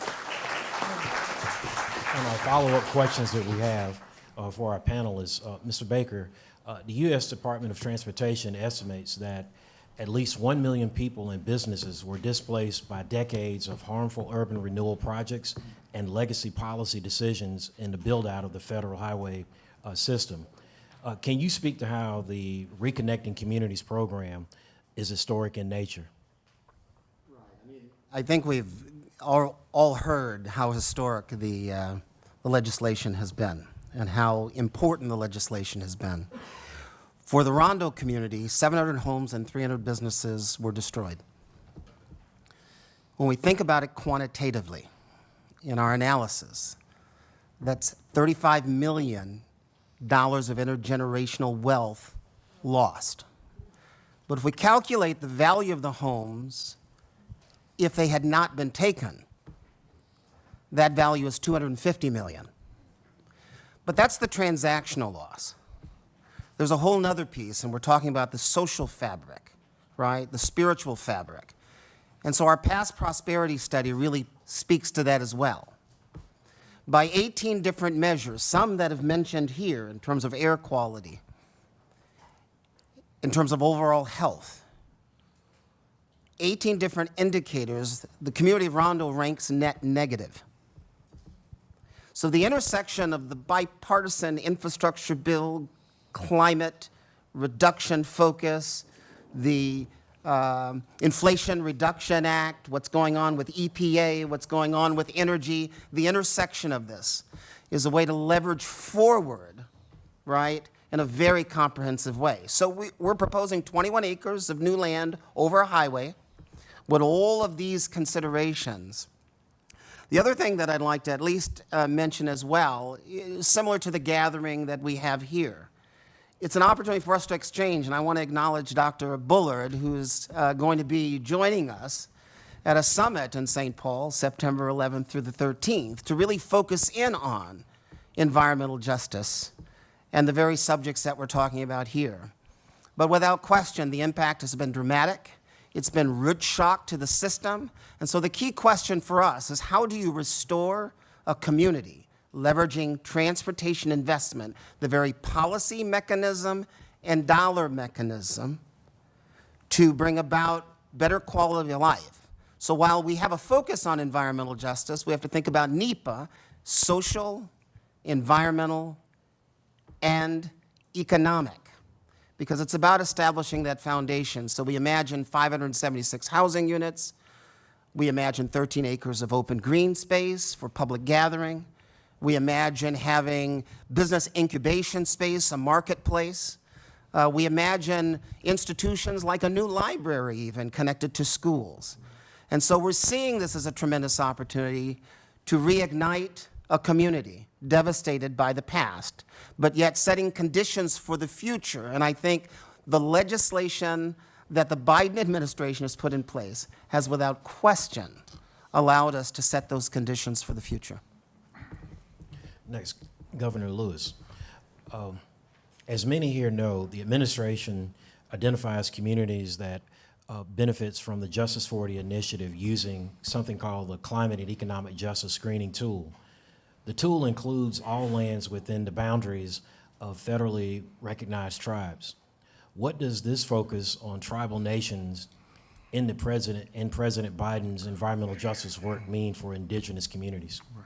So this tool is another example of the depth and understanding that this White House has about the impacts of the historic underfunding and the prior failed federal policies that have been on our tribal lands. Now, each of the factors considered, critical factors, climate change, health, housing, legacy pollution, transportation, water, wastewater, and workforce development, which we are all talking about in some form or fashion, are these areas that have been impacted, especially on our tribal homelands and our tribal governments for generations.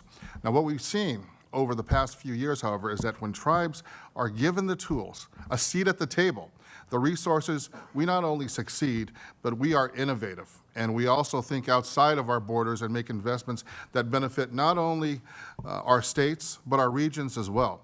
So take the I-10 project, for example. The I-10 project that we're currently undertaking with the administration, the state of Arizona, has been needed for decades. The improvements to the I-10 across the Southwest stopped at our reservation boundary and picked up on the other side of our reservation.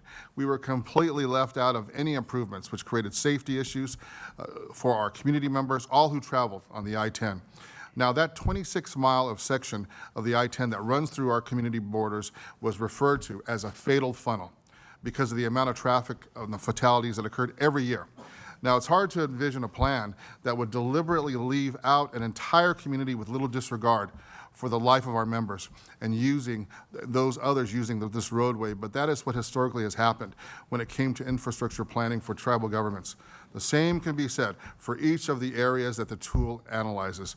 So this administration, this historic funding in healthcare, in housing, and climate projects, infrastructure, has shown that tribal lands are sacred, that our communities, all of our communities matter, that we're good partners, we're stewards, and that we have the answers for how to meet the needs of our members and our lands by exercising our own sovereignty. And at the end of the day, tribal governments are only as strong as our federal partner. And I can tell you today that tribes across the United States feel strong and rooted in our sovereignty and self-determination with this White House as our partner. All I got to say is, as I end, let's make this moment a movement, y'all. Thank you.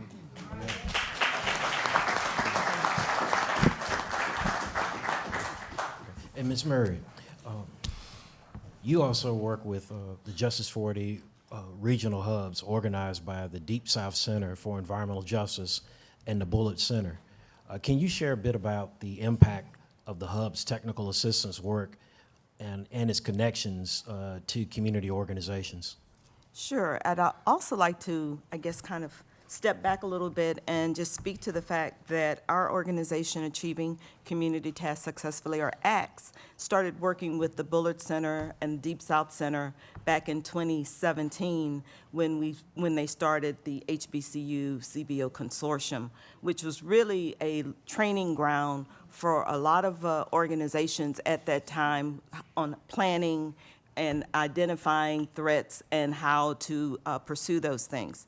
So when they created the hubs, that then became an opportunity to work even with other organizations as well, understanding some of the issues that they were facing, and also the planning that has to go in when you're going through these different grant applications. All of our communities engaged in our particular grant or basically classified as disadvantaged. And we know that we have so many communities that deal with freeway pollution. My community in particular, we see over 300,000 vehicles on the freeways that are near our community on a daily basis. So we're looking at two major freeways in the Houston area that we're impacted by, in addition to being near the port as well. So the health awareness that we're working to include in this grant application as we work with not only our communities, but communities at large, this new collaboration that we now have with our health departments, both at the city and the county level, and then also being able to continue to work with the Bullard Center and Environmental Defense Fund, or EDF, for technical assistance has been able to provide us with what we need to be able to continue this effort, not only today, but in the future. Thank you. Thank you. And last, Mr. Olivia, can you tell us more about how the $2 million your organization received through the Urban Forestry Program is helping your organization engage more Spanish-speaking community members who previously have not had an opportunity to engage? Yeah, so as I mentioned a bit earlier, it allows us to expand our Tree Ambassadors program to new areas. We're fairly new, just 4 years young, but in that time we've been able to make a lot of connections, a lot of progress, and a lot of gain a lot of followers and participants. I think because it speaks to the need and the interest. There are certainly organizations out there that are working to invite the Spanish-speaking community to come in, but don't really maybe take it as a second thought. Our primary way of operating is Spanish-focused, Spanish language, immigrant communities first and foremost. And if you speak Spanish and you're not self-identified as Latino, Latina, Latinx, you're more than welcome, but it's going to be in Spanish. So this really allows us to engage more of the population throughout the Chesapeake Bay watershed, which is where our service area is. We have been working in Lancaster, Pennsylvania, and Baltimore City, and DC region, as far down as Fredericksburg, Virginia. And this would allow us to expand our programs and have more of a reach and capacity building opportunities. So this really is crucial to the development of the pipeline of the future. So these programs really allow us to and support us for the long term, or at least the immediate term, to invite more people into into action. Well, great. And could you help me to give this panel a round of applause for investing in America?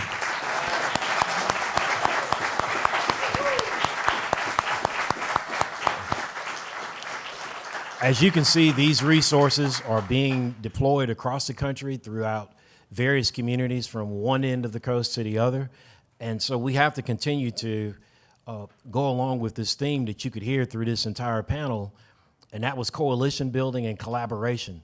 This is the only way that you can get those resources into the communities so that we can see the tangible differences that people across the country can say, hey, I saw where that $600 billion went to. And I will say that even when the former president down in North Carolina came in, the former president told the folks there in North Carolina how he was going to bring infrastructure dollars there for 4 years. Never happened, never left them a penny. 1 week after the bipartisan infrastructure bill passed, Vice President Harris came into North Carolina with the secretary and brought $900 million into North Carolina for their infrastructure work there in North Carolina. We have to get out here and tell these stories about what this administration is doing, what it's investing, and how the changes are being seen in our community. So thank you. We have to continue this work for the next 4 months and beyond so that we can see a new administration with, and I'm going to go ahead and say it because I'm on the outside, President Harris.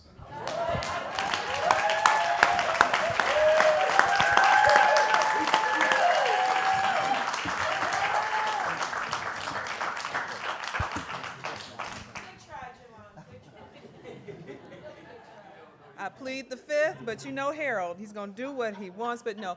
So let's appreciate this panel. Are you trying to get a picture? Okay. Y'all look pretty for the camera.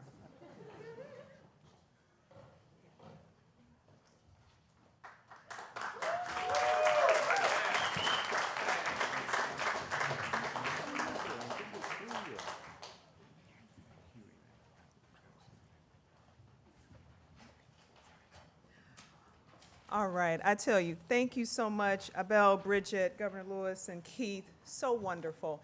And now, because we know that y'all are human, we're going to take a little bit of a break.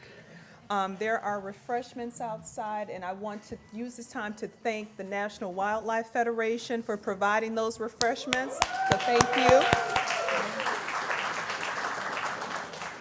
And I want to ask very nicely for you all to be back in this room by 1:01 p.m. I know, that's real special. 1:01 p.m. because we want to get started on time. So what time are you going to be back? 1:01. Okay, all right, thank you.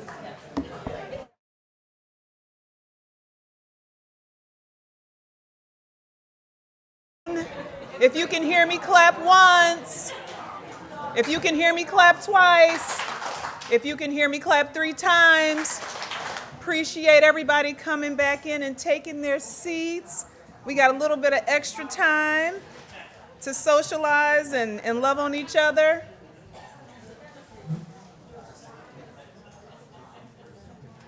Appreciate the fellowship. And I hope you all connected with someone new or that you didn't know coming in the room. All right, I think we are waiting for my signal. Okay. Wait 1 more minute. How was lunch? Yeah. I know I appreciate being fed. Good. Okay.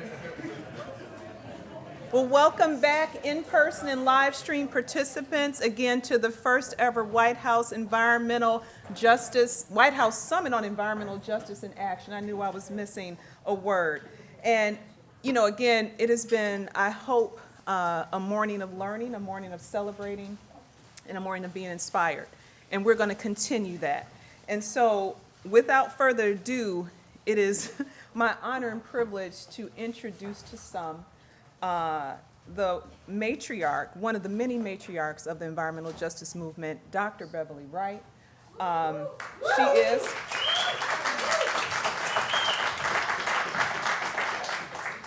She is founder and executive director of the Deep South Center for Environmental Justice for the past 30-plus years. Again, woman-founded, woman-led, and just a voice. And so Dr. Wright is going to offer us some reflections and get us back in the spirit as we move throughout the day. So Dr. Wright, the floor is yours.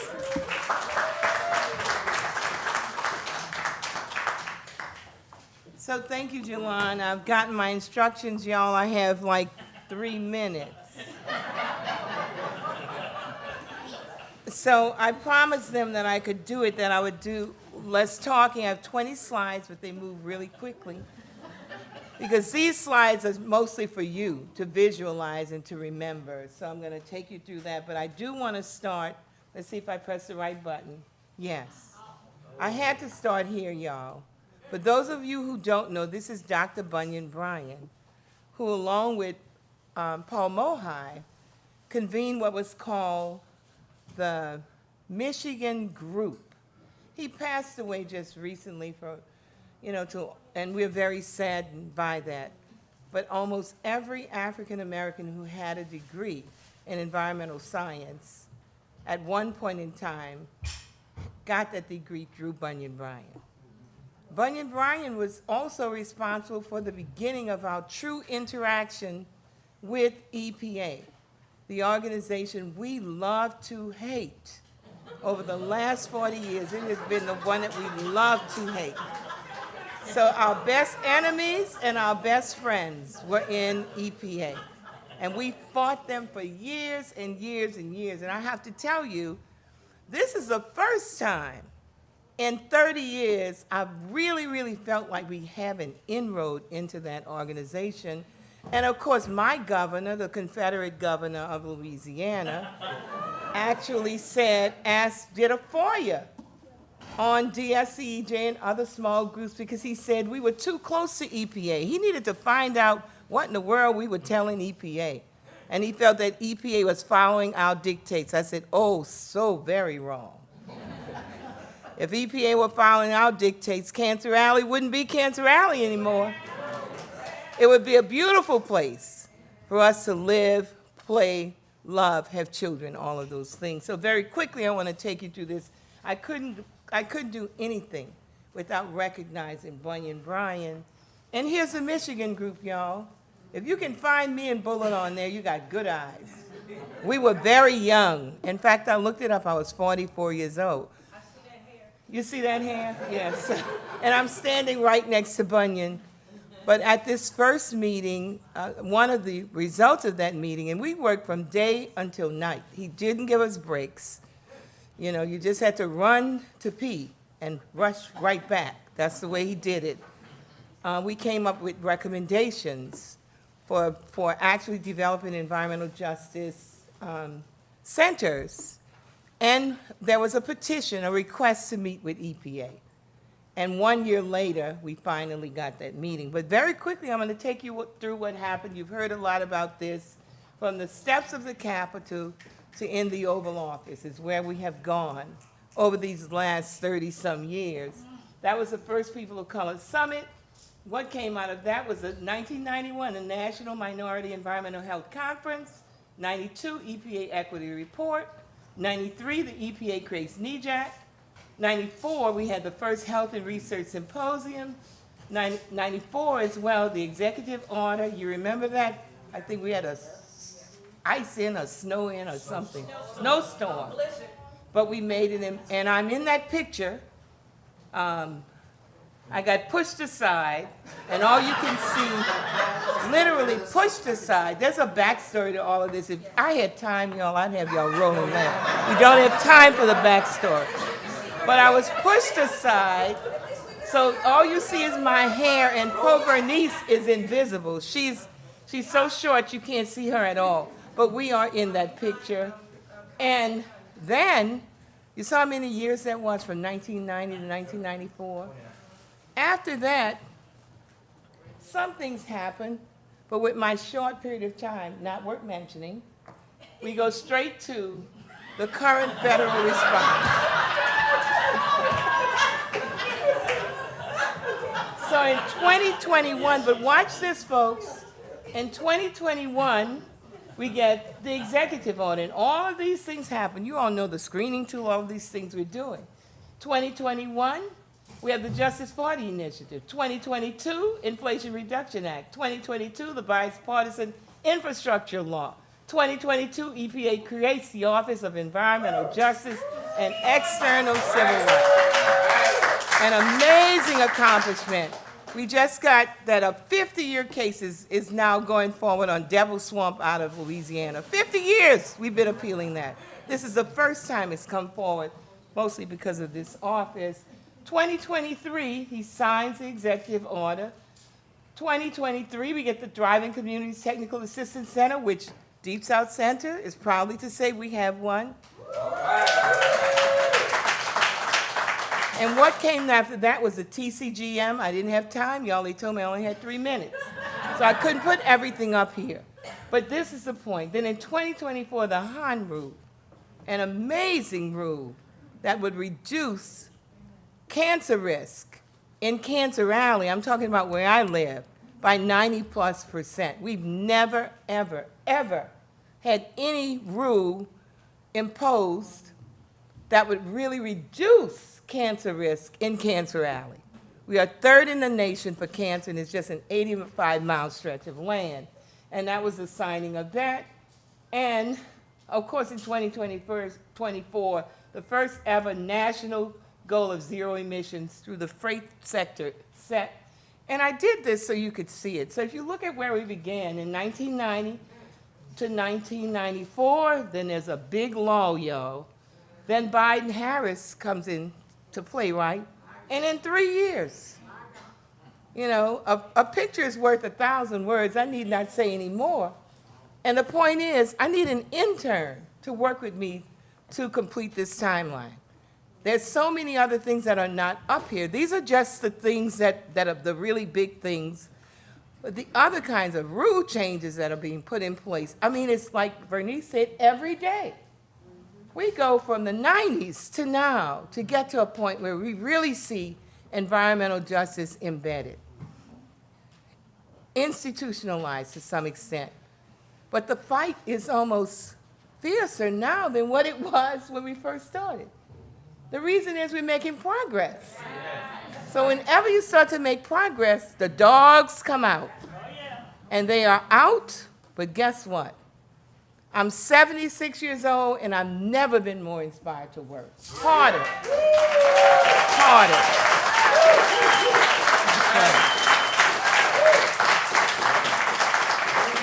We are going to win this fight. We are going to win this fight. I'm going to be a grandmother for the first time. I want this world to be better for my grandchild. So I am pleased, I'm happy to see all of you here. It's so wonderful to see those of you who have been with us from the very beginning. And look, you look damn good to be the age we are. I'm just going to tell you. We can't tell you how old we are. You can't tell by looking at us, I can tell you that, right?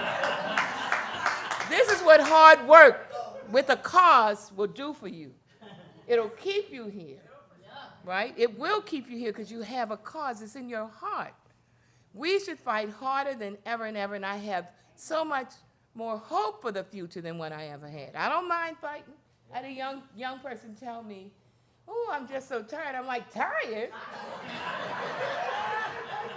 You're 23.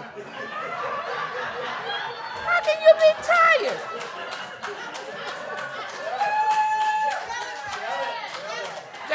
I couldn't believe it. So we really need to talk to our young people. Yes, I would like to spend more time with my soon-to-be grandchild. Yes, I want to go to the beach, but I'm not going till I'm sure you're ready. And there'll be no pushing out here. Enough said, but there'll be no pushing out. When we leave, we will leave because you are ready. We're ready to go, but are you ready? You know, to step in our shoes. So it takes heart, it takes conviction, it takes prayers. And for somebody like me, God is still working on me. you know, because I can get out of line, as they know, but I'm still working on that. I'm just saying, I am so happy to be here. The Harris administration, and you know what we're hoping for. They say we can't say it. We're not part of it. But you know, I just want to say power to women. Power to women. That's right. If you want to get something done, you do what? You give it to a woman. I'm going to end there. Thank you very much. I love all of you. Jalan, you have been magnificent in this job. I just want to say that. Really. You have been magnificent. And we hope to see this train continue in this direction. Thank you, folks.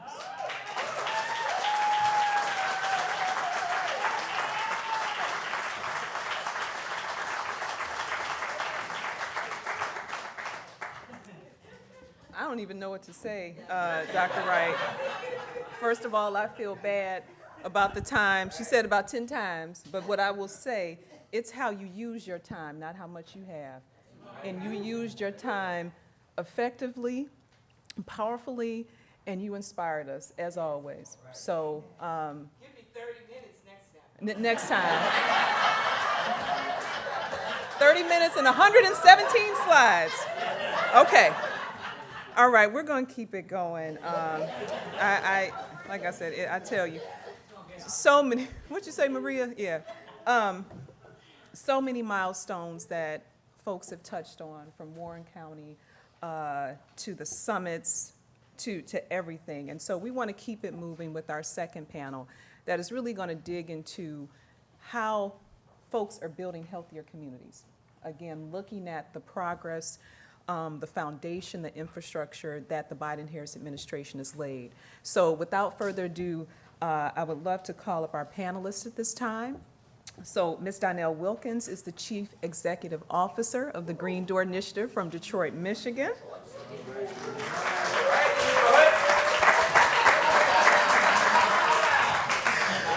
We have Maria Lopez Nunez, who is the Deputy Director for Organizing and Advocacy at Ironbound in Newark, New Jersey. Yes.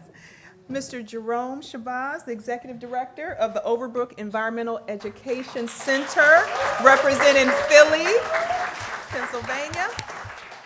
And Ms. Almeda Cooper, again, National Manager, Health Equity, Moms Clean Air Force here in Washington, D.C. So let's give them some love.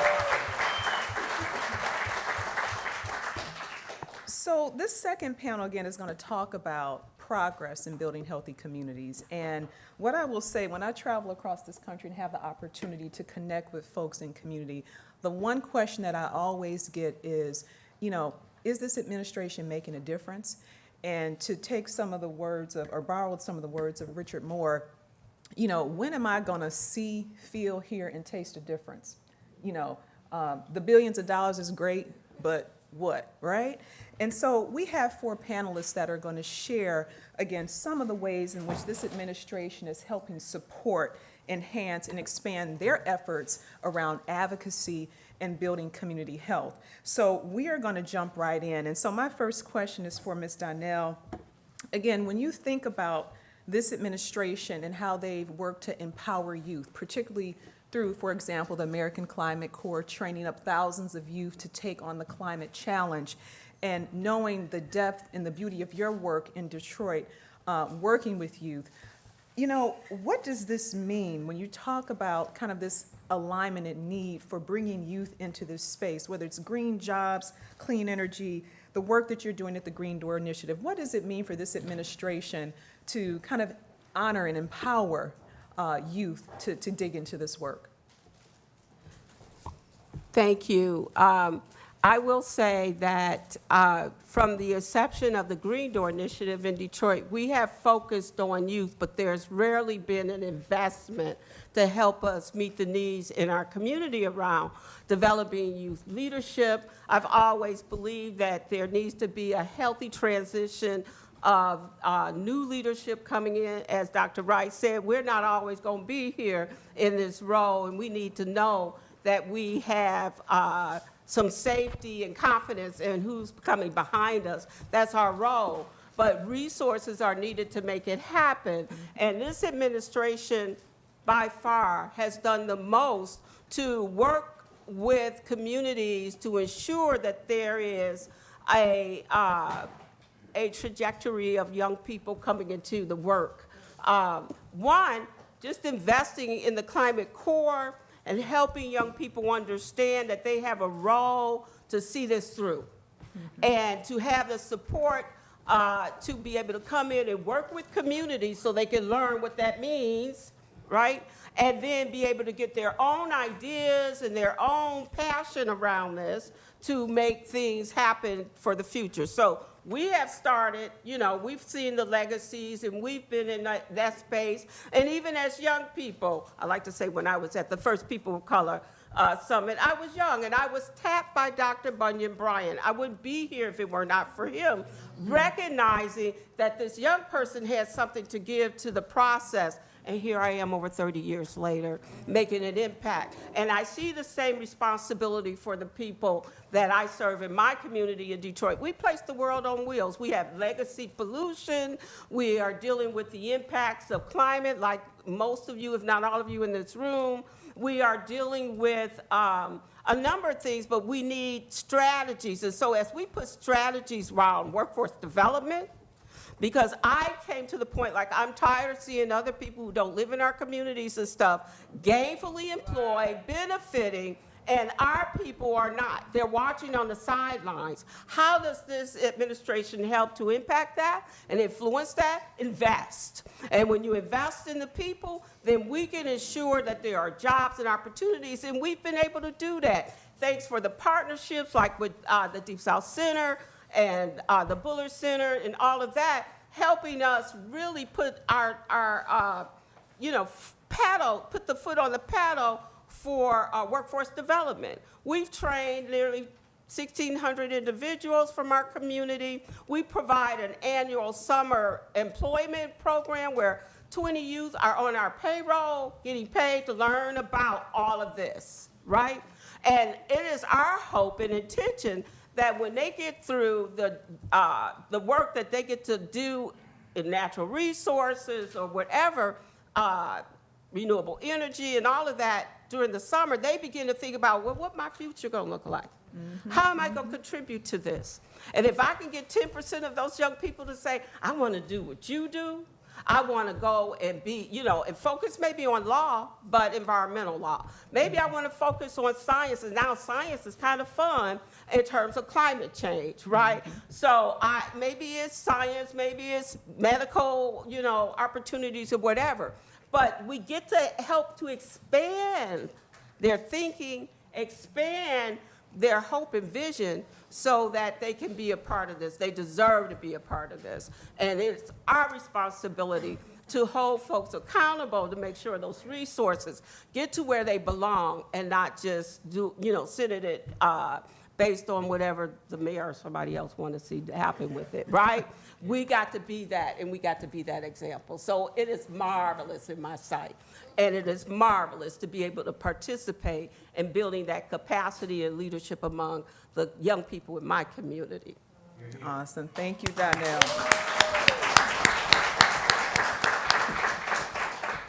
Now, Maria, for those of you that may not know, I've had the opportunity over the past couple of years to get to see Maria in action. And one of the things that I admire about her is that she is able to unify folks. Even when there's disparate views or perspectives in the room, she does it tactfully. She's smart, takes no junk, but again, she is amazing. And I think what's also amazing is that she is a coalition builder. And so her work and what she's known for is being an advocate, not only in Jersey, but across this country and working with larger coalitions. And so, Maria, my question for you, again, in terms of coalition building, when you think about all the rules, air rules, toxins rules, all the regulations that are coming down, what does that mean for your work and your coalition building? Particularly, again, that this administration has set forth, very wonderful visual display by Dr. Wright. What does that mean to your work, Maria? Yeah, those PowerPoints helped, right? Yeah, no, thank y'all. I just want to say first, like, being in this room is exciting, right? Like, being in a room that's about environmental justice and actually looking into the audience and seeing environmental justice leaders from across the country, folks whose work I know and respect, like, that means everything. And when I think about the rules of this administration, I think about the folks in it. And I want to first talk to agency folks, right? Because I've seen community leaders be brave. And I think we need the administration to be brave in these final months. We don't know what's coming next. It could potentially be exciting. It could potentially be devastating. But we need to make sure we're throwing resources out the window. Now is not the time to hold back. And I can see how the Supreme Court has put a dark cloud. But we need to be bold in this moment, as bold as possible. Because even if a rule is going to be challenged, it's going to take a while to work through the courts. And when the federal government sets a standard, it's a standard that's followed by the states, by local municipalities, and our community leaders take the cues of what has happened at the federal level, especially in the most vulnerable states that don't have that chance at the state level, and then they help push at the local level. So really, it is up to the folks in the administration right now to be as brave as the communities that you serve have shown you to be brave. And then real quick, I'll talk about Ironbound, right? Like, I come from a community that is 4 square miles, and we got 3 power plants. Okay, we got the largest garbage incinerator, the largest sewage waste treatment facility. We're fighting a 4th power plant right now. I am surrounded by the longest Superfund site in the country where Agent Orange was produced and then the dioxin was being dumped into the river. So when I think about these rules and regulations of the administration, I have to keep track of Lord knows how many. And I ain't no doctor, I ain't no scientist. I'm a regular ass person who has had to learn things. I have had to learn things. So I'm perfectly aware of what's at stake and how difficult it is. And I can see, our community has done the job of educating themselves and has done the job of advocacy. And I'm very happy to see the federal government finally putting in that work. And I would love to see that work continue on, Hopelessness, I think, is the tool of the oppressor. And I do think that it is our job here collectively in this room to spread hope about what's to come and what has been done.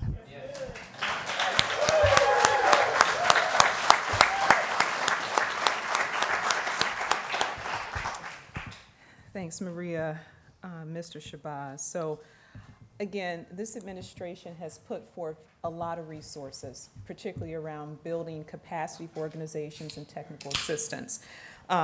Something that Administrator Regan spoke about, the TIC tax, right?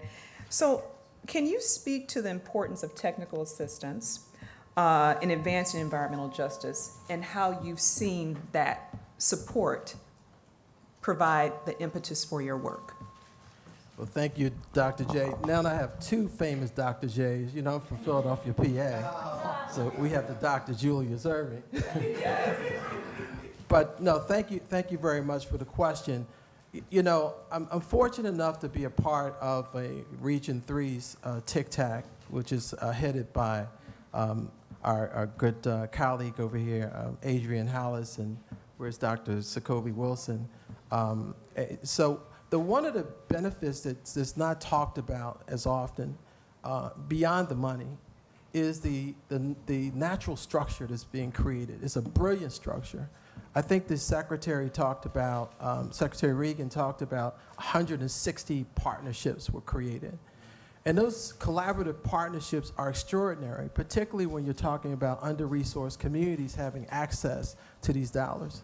The idea that there's this extraordinary legacy amount of spending does not resonate with the common people on the street, the frontline communities, those people who are under-resourced that we talk about all the time. They don't understand what that means if they don't have access to it.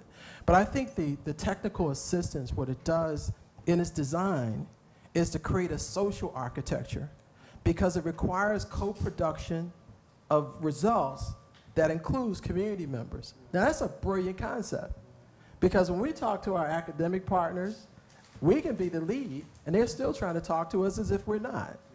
But we say, wait a minute, we're the PI on this project.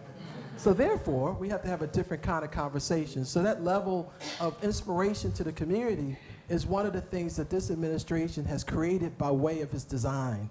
People are now becoming inspired because they're at least a part of the conversation, so the outcomes will reflect what's happening in communities, what's happening in neighborhoods, what's happening in frontline organizations. So I think what we need to be able to do is to not only just leverage the dollars and cents, but leverage the motivation that comes by way of inclusion. Because when we think about this environmental justice work, it's a healing and liberation science, right? We're healing communities that have been torn apart because roadways have been put between it, right? We're looking at communities that's overburdened by chemical burdens. And now we're giving them an opportunity to see that intersectionality of the work, because it's not just a singular thing. If you're talking to a non-academic, you have to talk about those things where it's a value proposition relative to their lives. So now we're talking about the intersectionality of it. We're talking about health. We're talking about environment. We're talking about community and how all of those things are interrelated and how you play an extraordinary part, because your life experience is the most invaluable asset to understanding how we go about creating a solution. So I think the technical assistance model gives us the framework. It's woefully underfunded, but it's a lot of opportunity to get started. So when we think about Region 3, for example, having $12 million, by the time it gets to the communities, we have the framework. The point being is that there's still a lot of work to be done. With this extraordinary model, with this extraordinary opportunity, we can't rest on our laurels. We have to realize that we're just getting started. We're creating the new language where we're lifting up the environmental literacy of regular people. We have common folks now thinking about lead in their paint, lead in their water, lead in their soil. They're looking at these environmental impacts in a different kind of way. And I think that's a result of this technical assistance, these conversations that we're creating, and this opportunity for people to realize there's somebody that I can go to in my community that looks like me who can give me a straight answer. Thank you.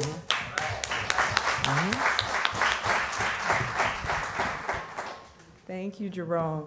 So, Ms. Cooper, when I think about Mom's Clean Air Force, I remember probably 15 years ago where I brought both of my daughters to one of your play-ins, again, advocating, speaking with the EPA administrator at that time about the importance of clean air and regulations.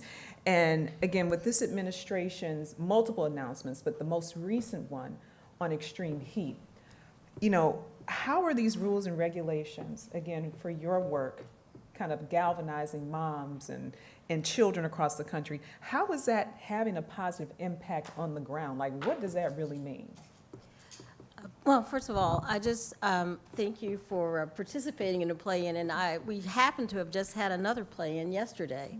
So what we do at Moms Clean Air Force, we're 1.5 million moms, dads, and caregivers, and we're united around clean air and children's health. So what we try to push out, and I think we're pretty effective at it, both in all forms of social media and in any way we can get our message out, is that we want to have our members and the people in their communities have access to reliable information and reliable solutions. So our mantra is like, take action. And yesterday in the play-in that I was just mentioning, Representative Jennifer McClellan introduced a resolution in Congress about children and extreme weather, because as we know, children are not little adults. They have higher respirations. They're closer to literally closer to the ground. They are taking in, more bad pollution than adults are. So also we know that their bodies are more affected by extreme heat. So what we are trying to do, and we partnered with Representative McClellan, is to make sure that as many people as possible know about these impacts. A lot of times when I talk to people, and I'm the National Manager for Health Equity at Moms Clean Air Force, but a lot of times when I talk to people and I tell them things about how children and how adults are impacted by extreme weather, they really don't know. Outdoor workers it's like 35 times more likely to die from an extreme heat event. Heat exhaustion, heat illness, heat stroke. And one of the things that this administration has done is proposed through OSHA to have rules to give some relief to outdoor workers. And many outdoor workers are women. I mean, there are a lot of men who are outdoor workers, but farm workers, for example, it's become a feminization of farm workers. More women are in the fields, and women, especially pregnant women, are disproportionately impacted by extreme heat.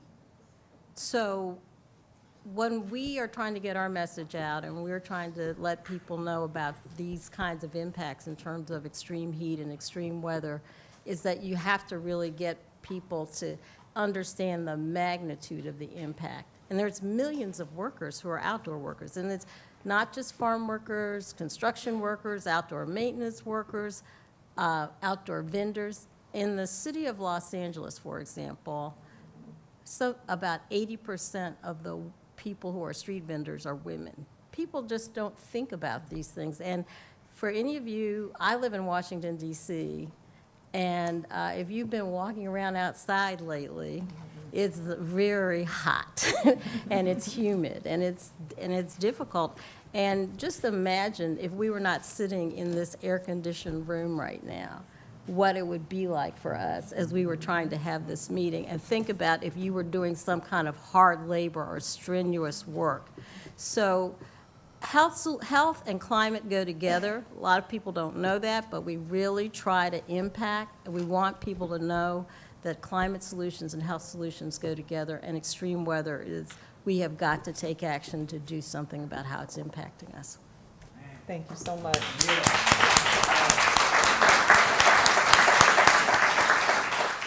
So important, and we're going to move to our last question, and I'm going to ask the panelists in a minute or less to think about 10 years from now.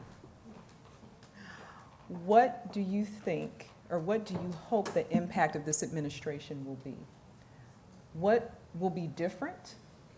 How will we feel differently in the communities where we come from, where we advocate from? What is it going to look like 10 years from now? And so I'll start again with Ms. Donnell.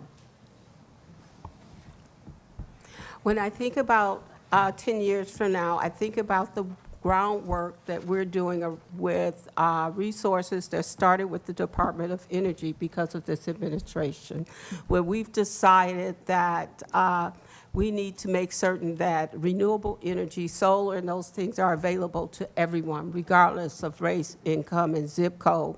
And so our Motor City to Solar City project is intended to do that. So 10 years from now, the neighborhood that we've chosen to invest in with our vision will be fully functioning and thriving.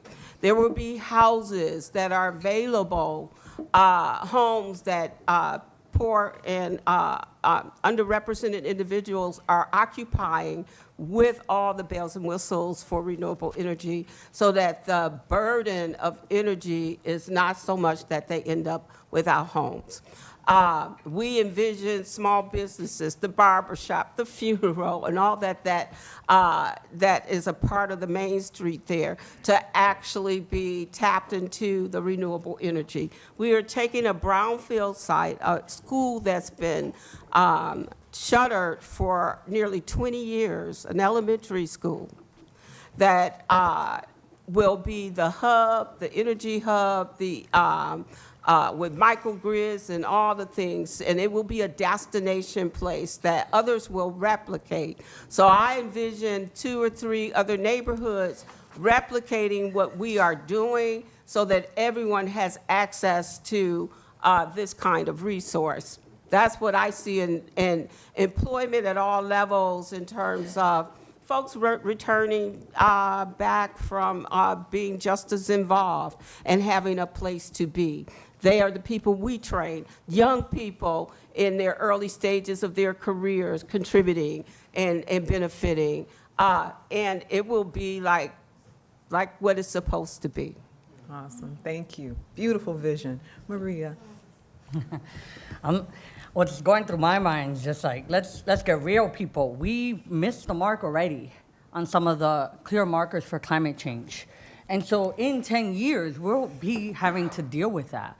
And so the foundation that we're laying today amongst communities, I mean, I hope the federal government moves all the way in following EPA's example of having community-led grants, right? Like having communities be able to have that direct relationship with their federal government, I think is important, and we're gonna need more of that because we're gonna have to stick together in an era of climate change and mitigating the harm that's gonna come from the damage we've already caused. Hopefully in 10 years, we can say we stopped here and we didn't keep going. And obviously, how we, our actions in November will determine if we stop here or we keep going. And so in 10 years, I think we're laying the footprint right now in these next few months of what happens in the next 10 years. And I don't want to just pretend that it'll be rosy in 10 years, because we have a lot of cleaning up to do, work that we just started now. And so I'm hoping that this administration's legacy becomes cemented in the next couple of months, and that then we continue it, because it's a long road ahead of us. It's a generational road of work. As we've already seen, I'm really proud and honor all the ancestors that have come before us and all the elders that are still with us, and then all that work we have to do for that future. Thank you, Maria. How powerful.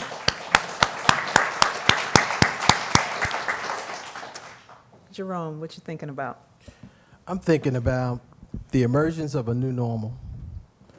We have to get to a point where the people who are most affected by this derogatory condition that we see all the time, they don't see that this environmentalism is just for the elite. They see it as part of their right as human beings to be able to drink water and not get sick, to breathe air and not get sick, and to be able to eat food that isn't poison before you get it in your mouth. We have to understand that there's a community that's looking for that kind of leadership, and I think it's in motion. 10 years from now, we should be able to see the culmination of that. We should see the culmination of the process of how people engage in these experiences, where they realize that when they're advocating in their local governments, that they should have a right, that no infrastructure should be developed without seeing the impact on people's lives. Your right to informed consent is part of your human right. So we should not be able to have a situation, even setting the framework for a situation, where industries and governments and other agencies are able to operate within communities with impunity without referring to those communities, because those people are going to be affected by it and they need a response. And I think 10 years from now, we're setting the motion for all of that to be a reality. We're setting in motion a situation where people are just not responding to disruptive events, that we're planning for those disruptive events, and that we know what it looks like to have a corrective mechanism in place. So oftentimes we only look at the disruptive experience, but we know these things are happening. And I think part of what we're doing now is allowing for communities to realize that this is a process, and that we're developing a process that enables them to have success over their future, over their lives, over their families. And I'm looking forward to it. I'm actually excited by the prospect of seeing people who are not in this work getting into this work. People who once wonder, why am I getting so much hypertension? I go in a classroom and I ask people about the environmental issues. You may not get people to raise their hand. If you ask them about PFAS and PFOA, they may not know about cumulative impacts. But if you ask them about hypertension, they raise their hand. You ask them about heart disease, they raise their hand. You ask them about diabetes, they raise their hand, because that's affecting their lives. But what if we began to make that message clear, that these environmental conditions are impacting your health, impacting your quality of life, and if you improve the quality of the environment, you improve the quality of your life as well. I'm hopeful that in 10 years from now, that message is clear, and that message is commonly understood amongst the people that we want to serve. Awesome. Thank you.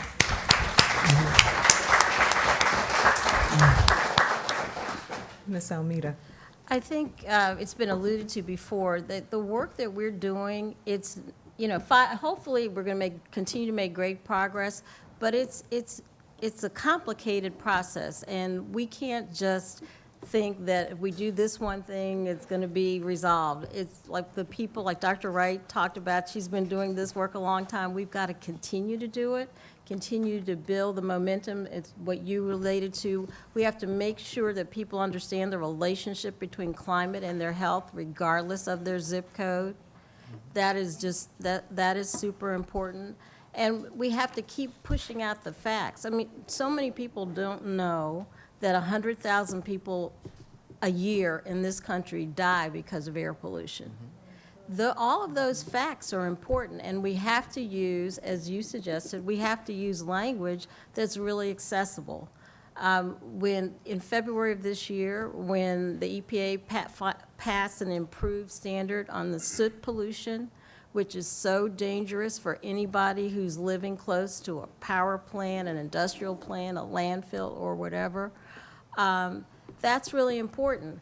They may not know what PM 2.5 is, but they understand what soot pollution is, and when you can explain to them that it goes into your bloodstream and into your lungs and is 1/30th the size of a human hair, people get that. So we have got to continue to make sure that we understand, no matter who is, hopefully we're going to have a good result in November, but just like in the past, there wasn't always the favorable administration, is work that has to be done, and on the grassroots level, we've got to be doing that, and that's what we're going to be doing at Moms Clean Air Force. Thank you.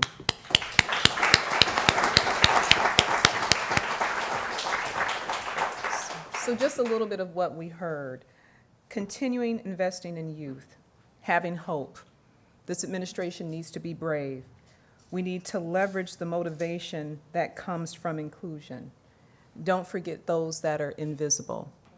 And I'll just say very quickly, without vision, the people will perish.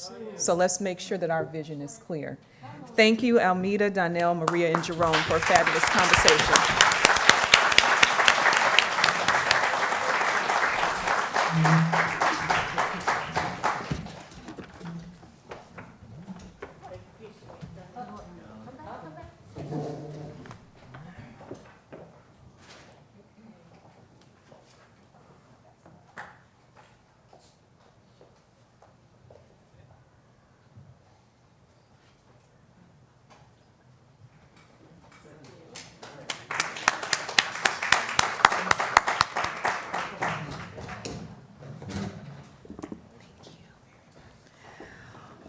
All right. So again, so excited to introduce, as we come to a close, two folks working really hard internally and externally on advancing the president's agenda. So I want to bring up at this time Mr. John Podesta, again, who has been such a leader in the president's domestic and international climate agenda and just has been a wonderful supporter, I know, for my boss and this environmental justice work. So thank you, John.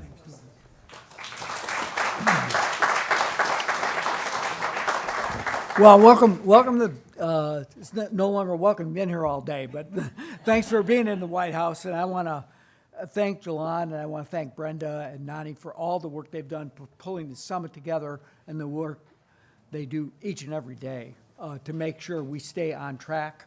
We keep producing on the environmental justice agenda, and that the deliverables that you heard about today, the new announcements, the announcements that will be made today, tomorrow, and the next day, stay on track. Every single one of you, of course, has dedicated your lives to this critical work. Many of you have been in the trenches for decades. It's been an honor of mine to work with you, and I only wish I had been here all day. I was getting pulled in 7 different directions today. But we've spent a lot of hours together trying to understand better and hear the voices of communities. The people in this room made environmental justice a national issue, shining a spotlight on communities that have borne the brunt of industrial and power sector pollution, from the streets of the Bronx to the bayous of Louisiana, and from the native lands of Arizona to the neighborhoods of Miami. You have borne witness to environmental injustice, and you have delivered for your community. So thank you again on behalf of our administration, and particularly on behalf of the President and the Vice President. And all the while, you really, and I say this sincerely, you forged a movement so powerful that it became a mandate of the White House and for the entire federal government. We finally have an environmental justice executive order, and I'm kind of old. I was around for the Clinton executive order, but we finally have an executive order that covers every federal agency and makes sure that every federal leader is focused on this question. That's because of you, not because of us. And I mean that. For the past 3.5 years, President Biden and Vice President Harris have worked hard to deliver on the mandate that you helped build. They passed the largest investment in climate and environmental justice in history, the Inflation Reduction Act. Embedded within it are $118 billion of grant programs covered under the Justice 40 initiative. Programs like and I'm sure you've been talking about this today, but programs like the $27 billion Greenhouse Gas Reduction Fund and the $4.3 billion in climate pollution reduction grants that EPA announced just earlier this week. They're putting communities in the driver's seat and on the road to their own clean energy future.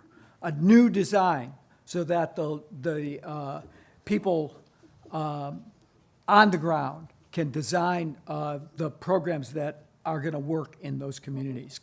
Consumer-facing programs like tax credits and rebates for technologies like heat pumps and rooftop solar are saving Americans money on their utility bills.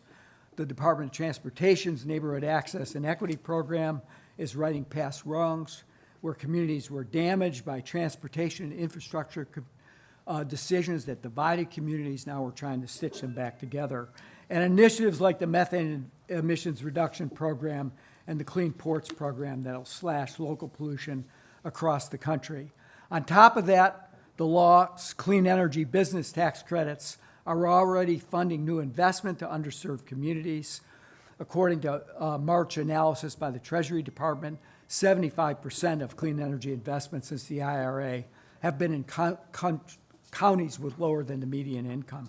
That was by design. That wasn't by accident.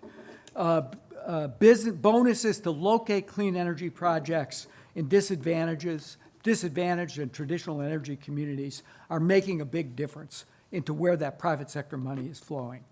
Plus, nonprofits, local governments, and other non-taxable entities are able to benefit from clean energy tax credits for the first time because of the IRA's pay provisions. And we know our work's not over. We got a lot to do.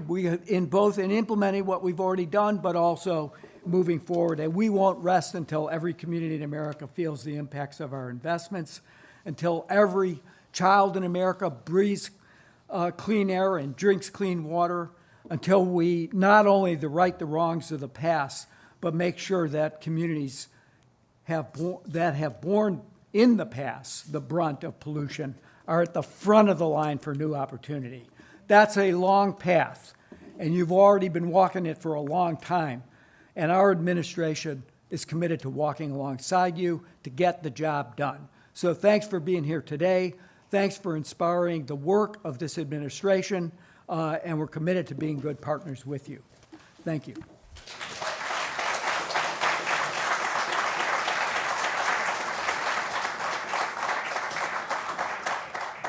Thank you so much, John. And so to close us out, Mr. Richard Moore, again, co-founder, co-executive director of Los Dinas Institute in Albuquerque, New Mexico, fabulous dynamic co-chair of the White House Environmental Justice Advisory Council, but despite all the titles, he is a good person. I tell him, reminds me of my grandfather, kind and sweet, but he will get on you if something's not right. And so, Mr. Richard, thank you for your partnership. Thank you for your honesty and transparency in pushing this administration. And I thank you for sharing your wisdom with me when I need it the most. So the floor is yours, Mr. Richard Moore.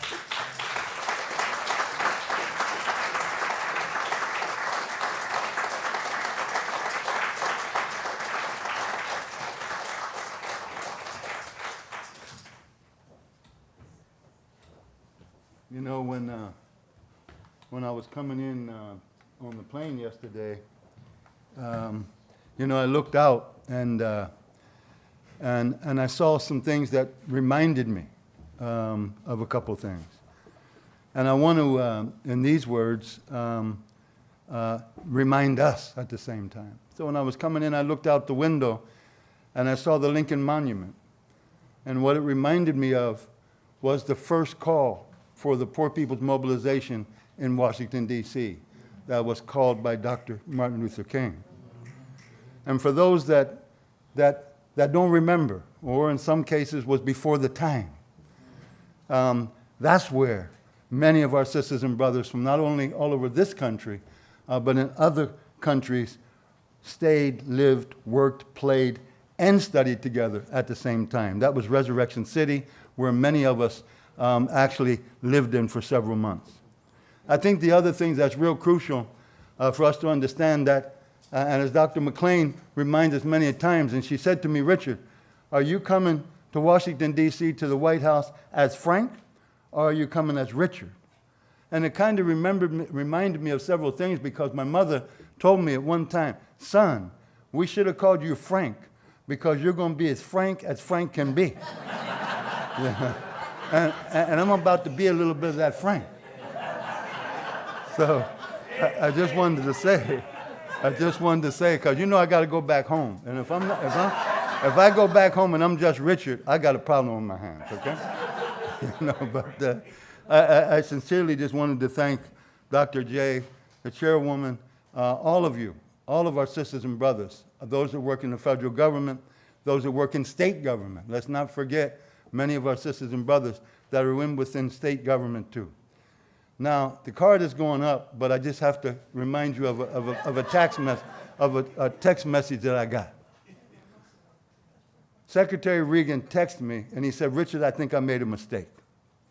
And he said, I said I was 1 minute short, but I was actually 2 minutes short, and I'm going to give you my 2 extra 2 minutes.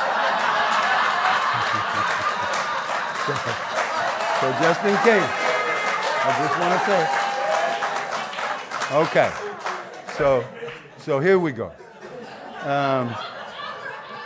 As many said, and coming up, being in this room together and just seeing the inspiration and the vibration and the energy that is in not only us in this room, but the hundreds of thousands of people that have been suffering by environmental racism, systemic racism in this country today. And I have to say, sisters and brothers, with all respect, in all of our families, and our family within the environmental and economic justice movement, we have some work to do, like everyone has some work to do. And that is to make the same commitment that we made in the Poor People's Campaign and at the first People of Color Leadership Summit. When we left Washington, D.C., we made a commitment and a promise to each other. And several of those were this. One was the establishment of the principles of environmental justice, and that needs to be very clear amongst us, the principles of environmental justice. The second one was the later thing about coming together with the HEMIS principles for democratic organizing. It didn't necessarily take place at the first People of Color Summit, but came a little bit afterwards.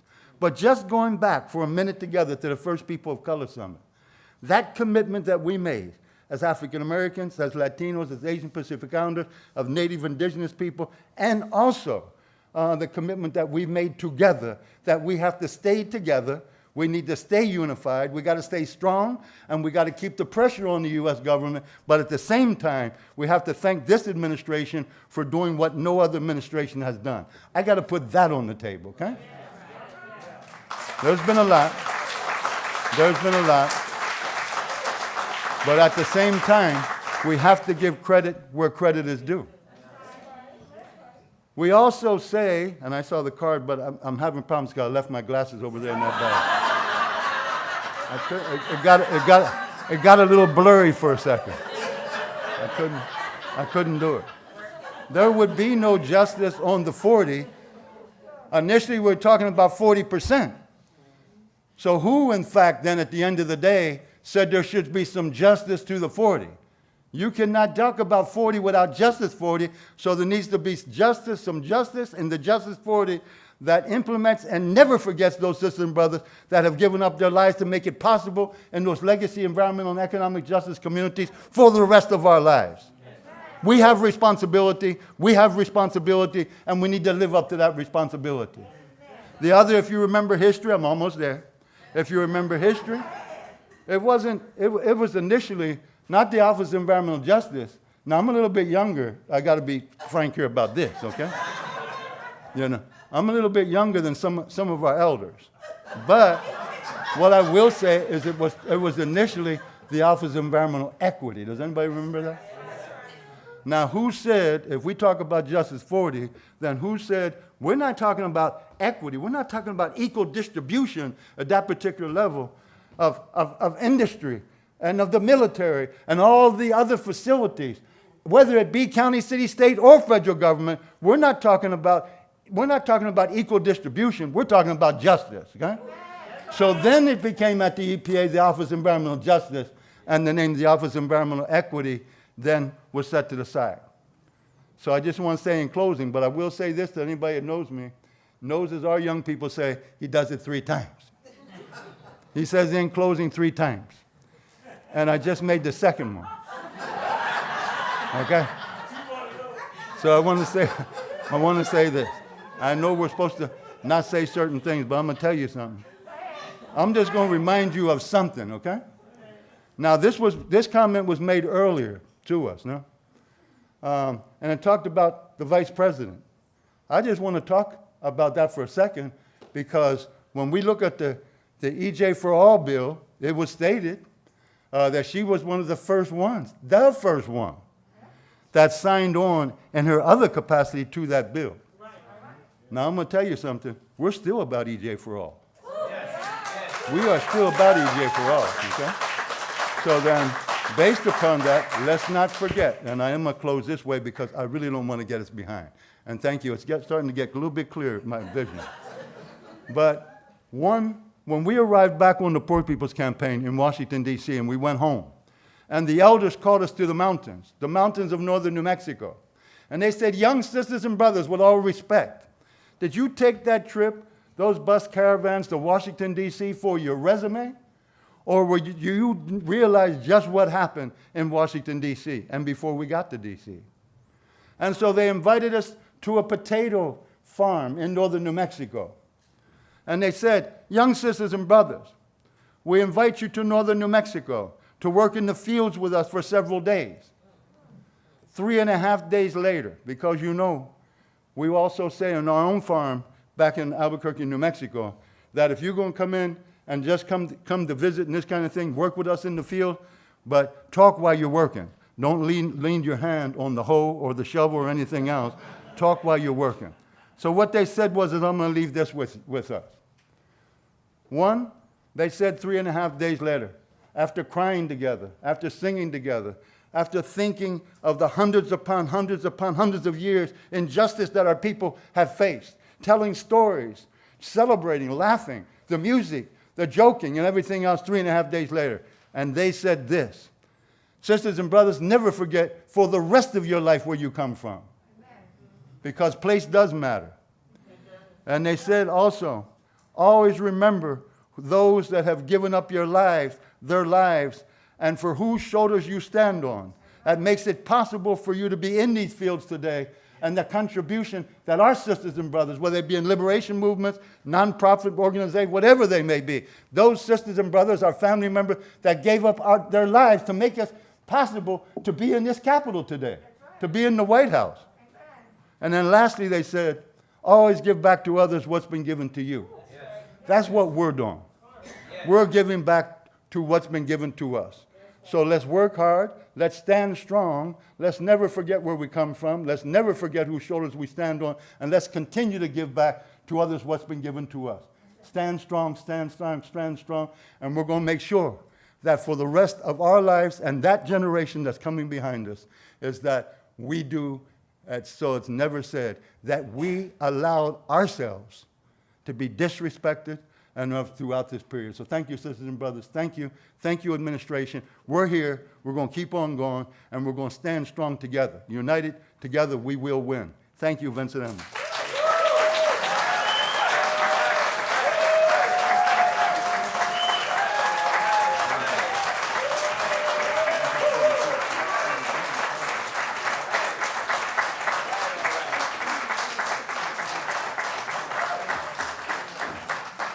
all can't see on the live stream, you got a standing ovation.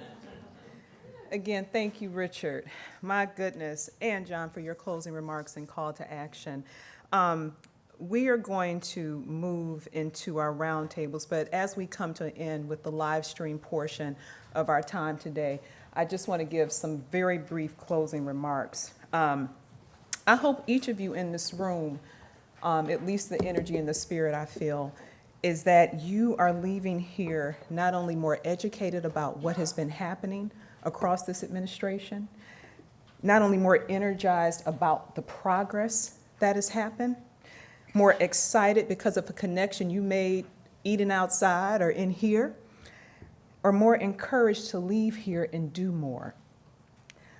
My hope is that you don't keep what happened here to yourselves. Take it beyond this room, share it broadly. That's important. And at the top of our time together, someone said, we are only in this moment because of the many moments that happened before us, the many milestones. And I think it's important because these moments give us the momentum to keep this movement going. A movement that's not only external, but a movement that's internal and across our federal government. So let's embrace those milestones and moments, but make sure that it's giving us more momentum to keep on going. So again, the journey is not over. I have been reflecting, thinking about my EJ journey that started in high school and how this little brown girl from Detroit somehow is in the White House. And I know that is not by happenstance. And wherever you sit in this country, in this world, you know that where you are there for a purpose. And I would just ask you to take your power and privilege and your connections to ask the questions about policy and practice that isn't serving our communities. You have that power. You have an administration that has made it clear that this is a priority that's not going anywhere. So at the state government level, local government level, if you're a mom, an advocate, an academic, an educator, a nurse, whatever, you have power in whatever position you possess. So again, what I will say is thank you to each of you all that gave us advice in crafting this summit today. Thank you to those who took the time to share their voice and wisdom. Thank you to the members of our WEJAC, our Interagency Council, that are in a watch party down the hall. Thank you to this administration. Thank you to Chair Mallory, our CEQ staff, all the staff, all of our policy teams. Thank you to my amazing Office of Environmental Justice. I have no words because you all are awesome.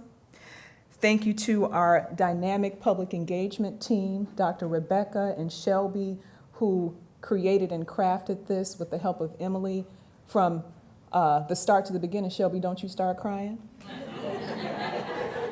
And I cannot not thank the person that brought me into this world, my mom, who was here and able to share in this space with me today.